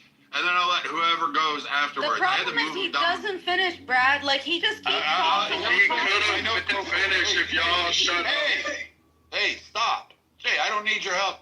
I got this. I know how to mount a room. I've been doing it for a while. I'm an old man. I got this shit. I'll let Coco go. I know Coco. He goes on a little bit. He's wrong. He has points that his own opinions. He's allowed to do that. That's what political compass is. And it was between Sig and him. And Sig will check him if he wants to. Sig will back his points up. Sig's a big guy. I mean, he's shorter than me, and he's only a Marine. So, I mean, he's half a man to compare to a sailor. But still, he can fucking hold his own. I'm pretty sure Coco and him can sort it out. Doesn't need a cheerleading section. Let the two grown men fucking duke it out. I'm okay with it. I'm going to bring Coco up. Let him land his fucking point. Sig, go ahead and do your thing with him. Yeah. And then we'll move on to whoever else afterwards. It's okay. Yeah, everybody shut up. Let the man fucking say his piece. Coco, you up on stage? Can you invite him up because like I'm out of invites or something Yeah, like let me find him. Okay, there he is. And Coco, sorry to move you down. I don't know how to mute all. KK usually handles that for me, and she wasn't in the room, so I just moved down the loudest people right away. And usually I try to gain control of the room that way, so I apologize. But please land your plane, and then Sig's gonna rebut that. I'm gonna rebut, and then we can move on. Let other people talk. Go ahead, Coco. You got. Okay, the only reason I brought up my point was because something that Marshall said. I agree with Marshall's sentiment in regards of it should not be happening on either side. And so I was like, well, I wish our president did that. I wish our president would do the same thing that he's doing now, but he didn't do the same thing when an actual government official was shot and her husband was shot and killed. He didn't go to the funeral. He didn't send a letter. He didn't do anything. And so that's the only reason why I even stated what I stated was because I was agreeing with Marshall and hoping that, hey, I wish our president would do the same thing. That to just simply say on, everything that he's saying now in regards of Charlie Kirk, where the flags need to be flown half-mast and all of those things. And that was not done for the Minnesota state government officials that were shot and killed. I will end there. Thank you. All right, so just a really quick response, and let's move the fuck on so other people can talk. Again, you're changing your sentiment now. The sentiment that you originally started off with was to paint Donald Trump, President Trump, as this heartless monster that when Republicans get killed or people on his team get killed, it's a big deal. But when people on the opposing team get killed and violently murdered, and again, I condemn all violence, all political violence on anybody, any fucking body. I don't care if you're Democrat, Republican, your center, your left, right, I don't care. Violence, there's absolutely no tolerance for fucking violence, political violence. But the way that you painted your original narrative, and I see that you're backtracking now, Coco, is that you tried to paint President Trump into this picture, and then when an article link was dropped, you backed that link up, and I'm looking at that exact fucking link. It says President Trump made a statement on that issue. So he released an official statement on that issue, quote, saying horrific violence will not be tolerated. Now, whether that man wants to go to someone's funeral or not, that's his fucking choice. Whether he wants to call Tim Walsh or not, that's his fucking choice. But he did release an official statement and condemn the violence on those senators. So, wait, did you say he did condemn it? The article, I'll read it to you, quote. In this article, the Yahoo News article that was linked up, it says, quote, right here, the president released a statement on Saturday that said, horrific violence will not be tolerated, end quote. But he has kept taking jabs at Waltz. So he has a problem with Waltz. Would you expect him to call Waltz if he's got a problem? And Waltz has nothing to do with that. He can still release a statement. He can still get in touch with the family. He can still pay his condolences without getting Governor Waltz involved. Right, and I think you missed what I'm saying here, but okay, we could really just move on. I'm just going to find the link that I was talking about, and I'm going to put it in the chat. Thank you so much. Is it an open floor now? Can I go? Yeah, go ahead. Yes. Why Trump might not have been present or as available during the period of time when that happened in Minnesota. The Army's 250th anniversary, and also including his 79th birthday. It was quite a big event, and it was well planned in advance. So if people are wondering why Trump wasn't necessarily available or present during that period of time, there was a lot going on. If you don't believe me, go do your own research, chat GPT it all you want. Go, why wasn't Trump available to necessarily be available as he could be in other situations? There's some pretty damning information of why. And I'm sorry, but the 250th anniversary of the U.S. Army is a pretty important event, including his birthday. It's his birthday, but the first thing listed is actually the anniversary of the 250th U.S. Army's birthday. So I'm just going to put that in there with Minnesota. I put the link in the chat of the actual video that I'm talking about. But this is here's the thing though, Coco, even before that, and this is why it's hard when you're wanting to have a mutual debate with someone, you want to have disagreement with someone, and you come off, as dishonest, right? When you first said that this was a Republican who did the shooting to Charlie Kirk, and then you kind of pivoted to this other topic, that's not true either. We have literally videos of him.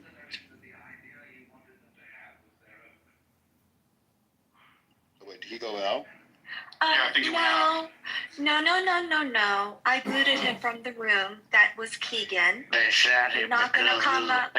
You're not gonna lie on me. You're not gonna lie on me to think you can come into our spaces and then continue on like nothing ever fucking happened. So I'm gonna go back and start painting my nails again. But yeah, I removed him. Step away my toy for a second. Oh, there you woman. All right, go ahead.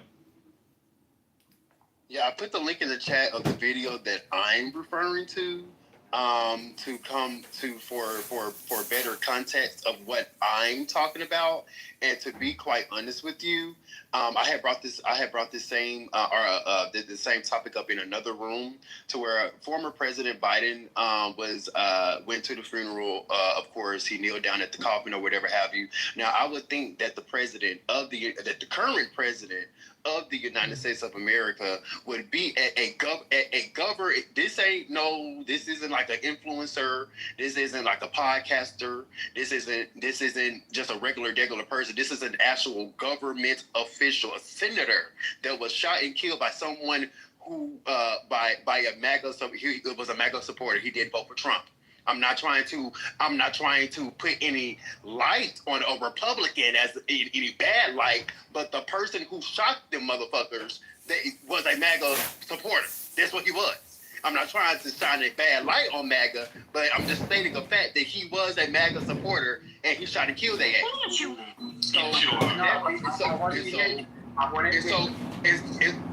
So with that being said, that's why I brought up. I was like, well, the things that Donald Trump is doing for an influencer today, who he favored, was not the same thing that he basically he should have done the same thing for actual government officials that were gunned down. Thank you so much. Thank you so much, Coco. Let me say this. First of all, just because you had it, my bad. My bad. I'm not going to say what you want to say for a purpose. Just because someone voted for somebody at a certain point does not mean they always will agree with that ideology. I used to be a Democrat. I voted for Barack Obama the first time at least. Okay, I changed my sentiment. All right. So again, just because I wasn't saying it to highlight. Now, yes, you were. Yes, you were. But I just can't. Go ahead, bro. So I don't know how many political debates you've been in, or you've just been in Democratic ones in the past. By extremists on the right. So I don't want to hear somebody say, you see, this is woke liberalism or whatever, or this is a result of the fascist commentary on the other side. They reap what they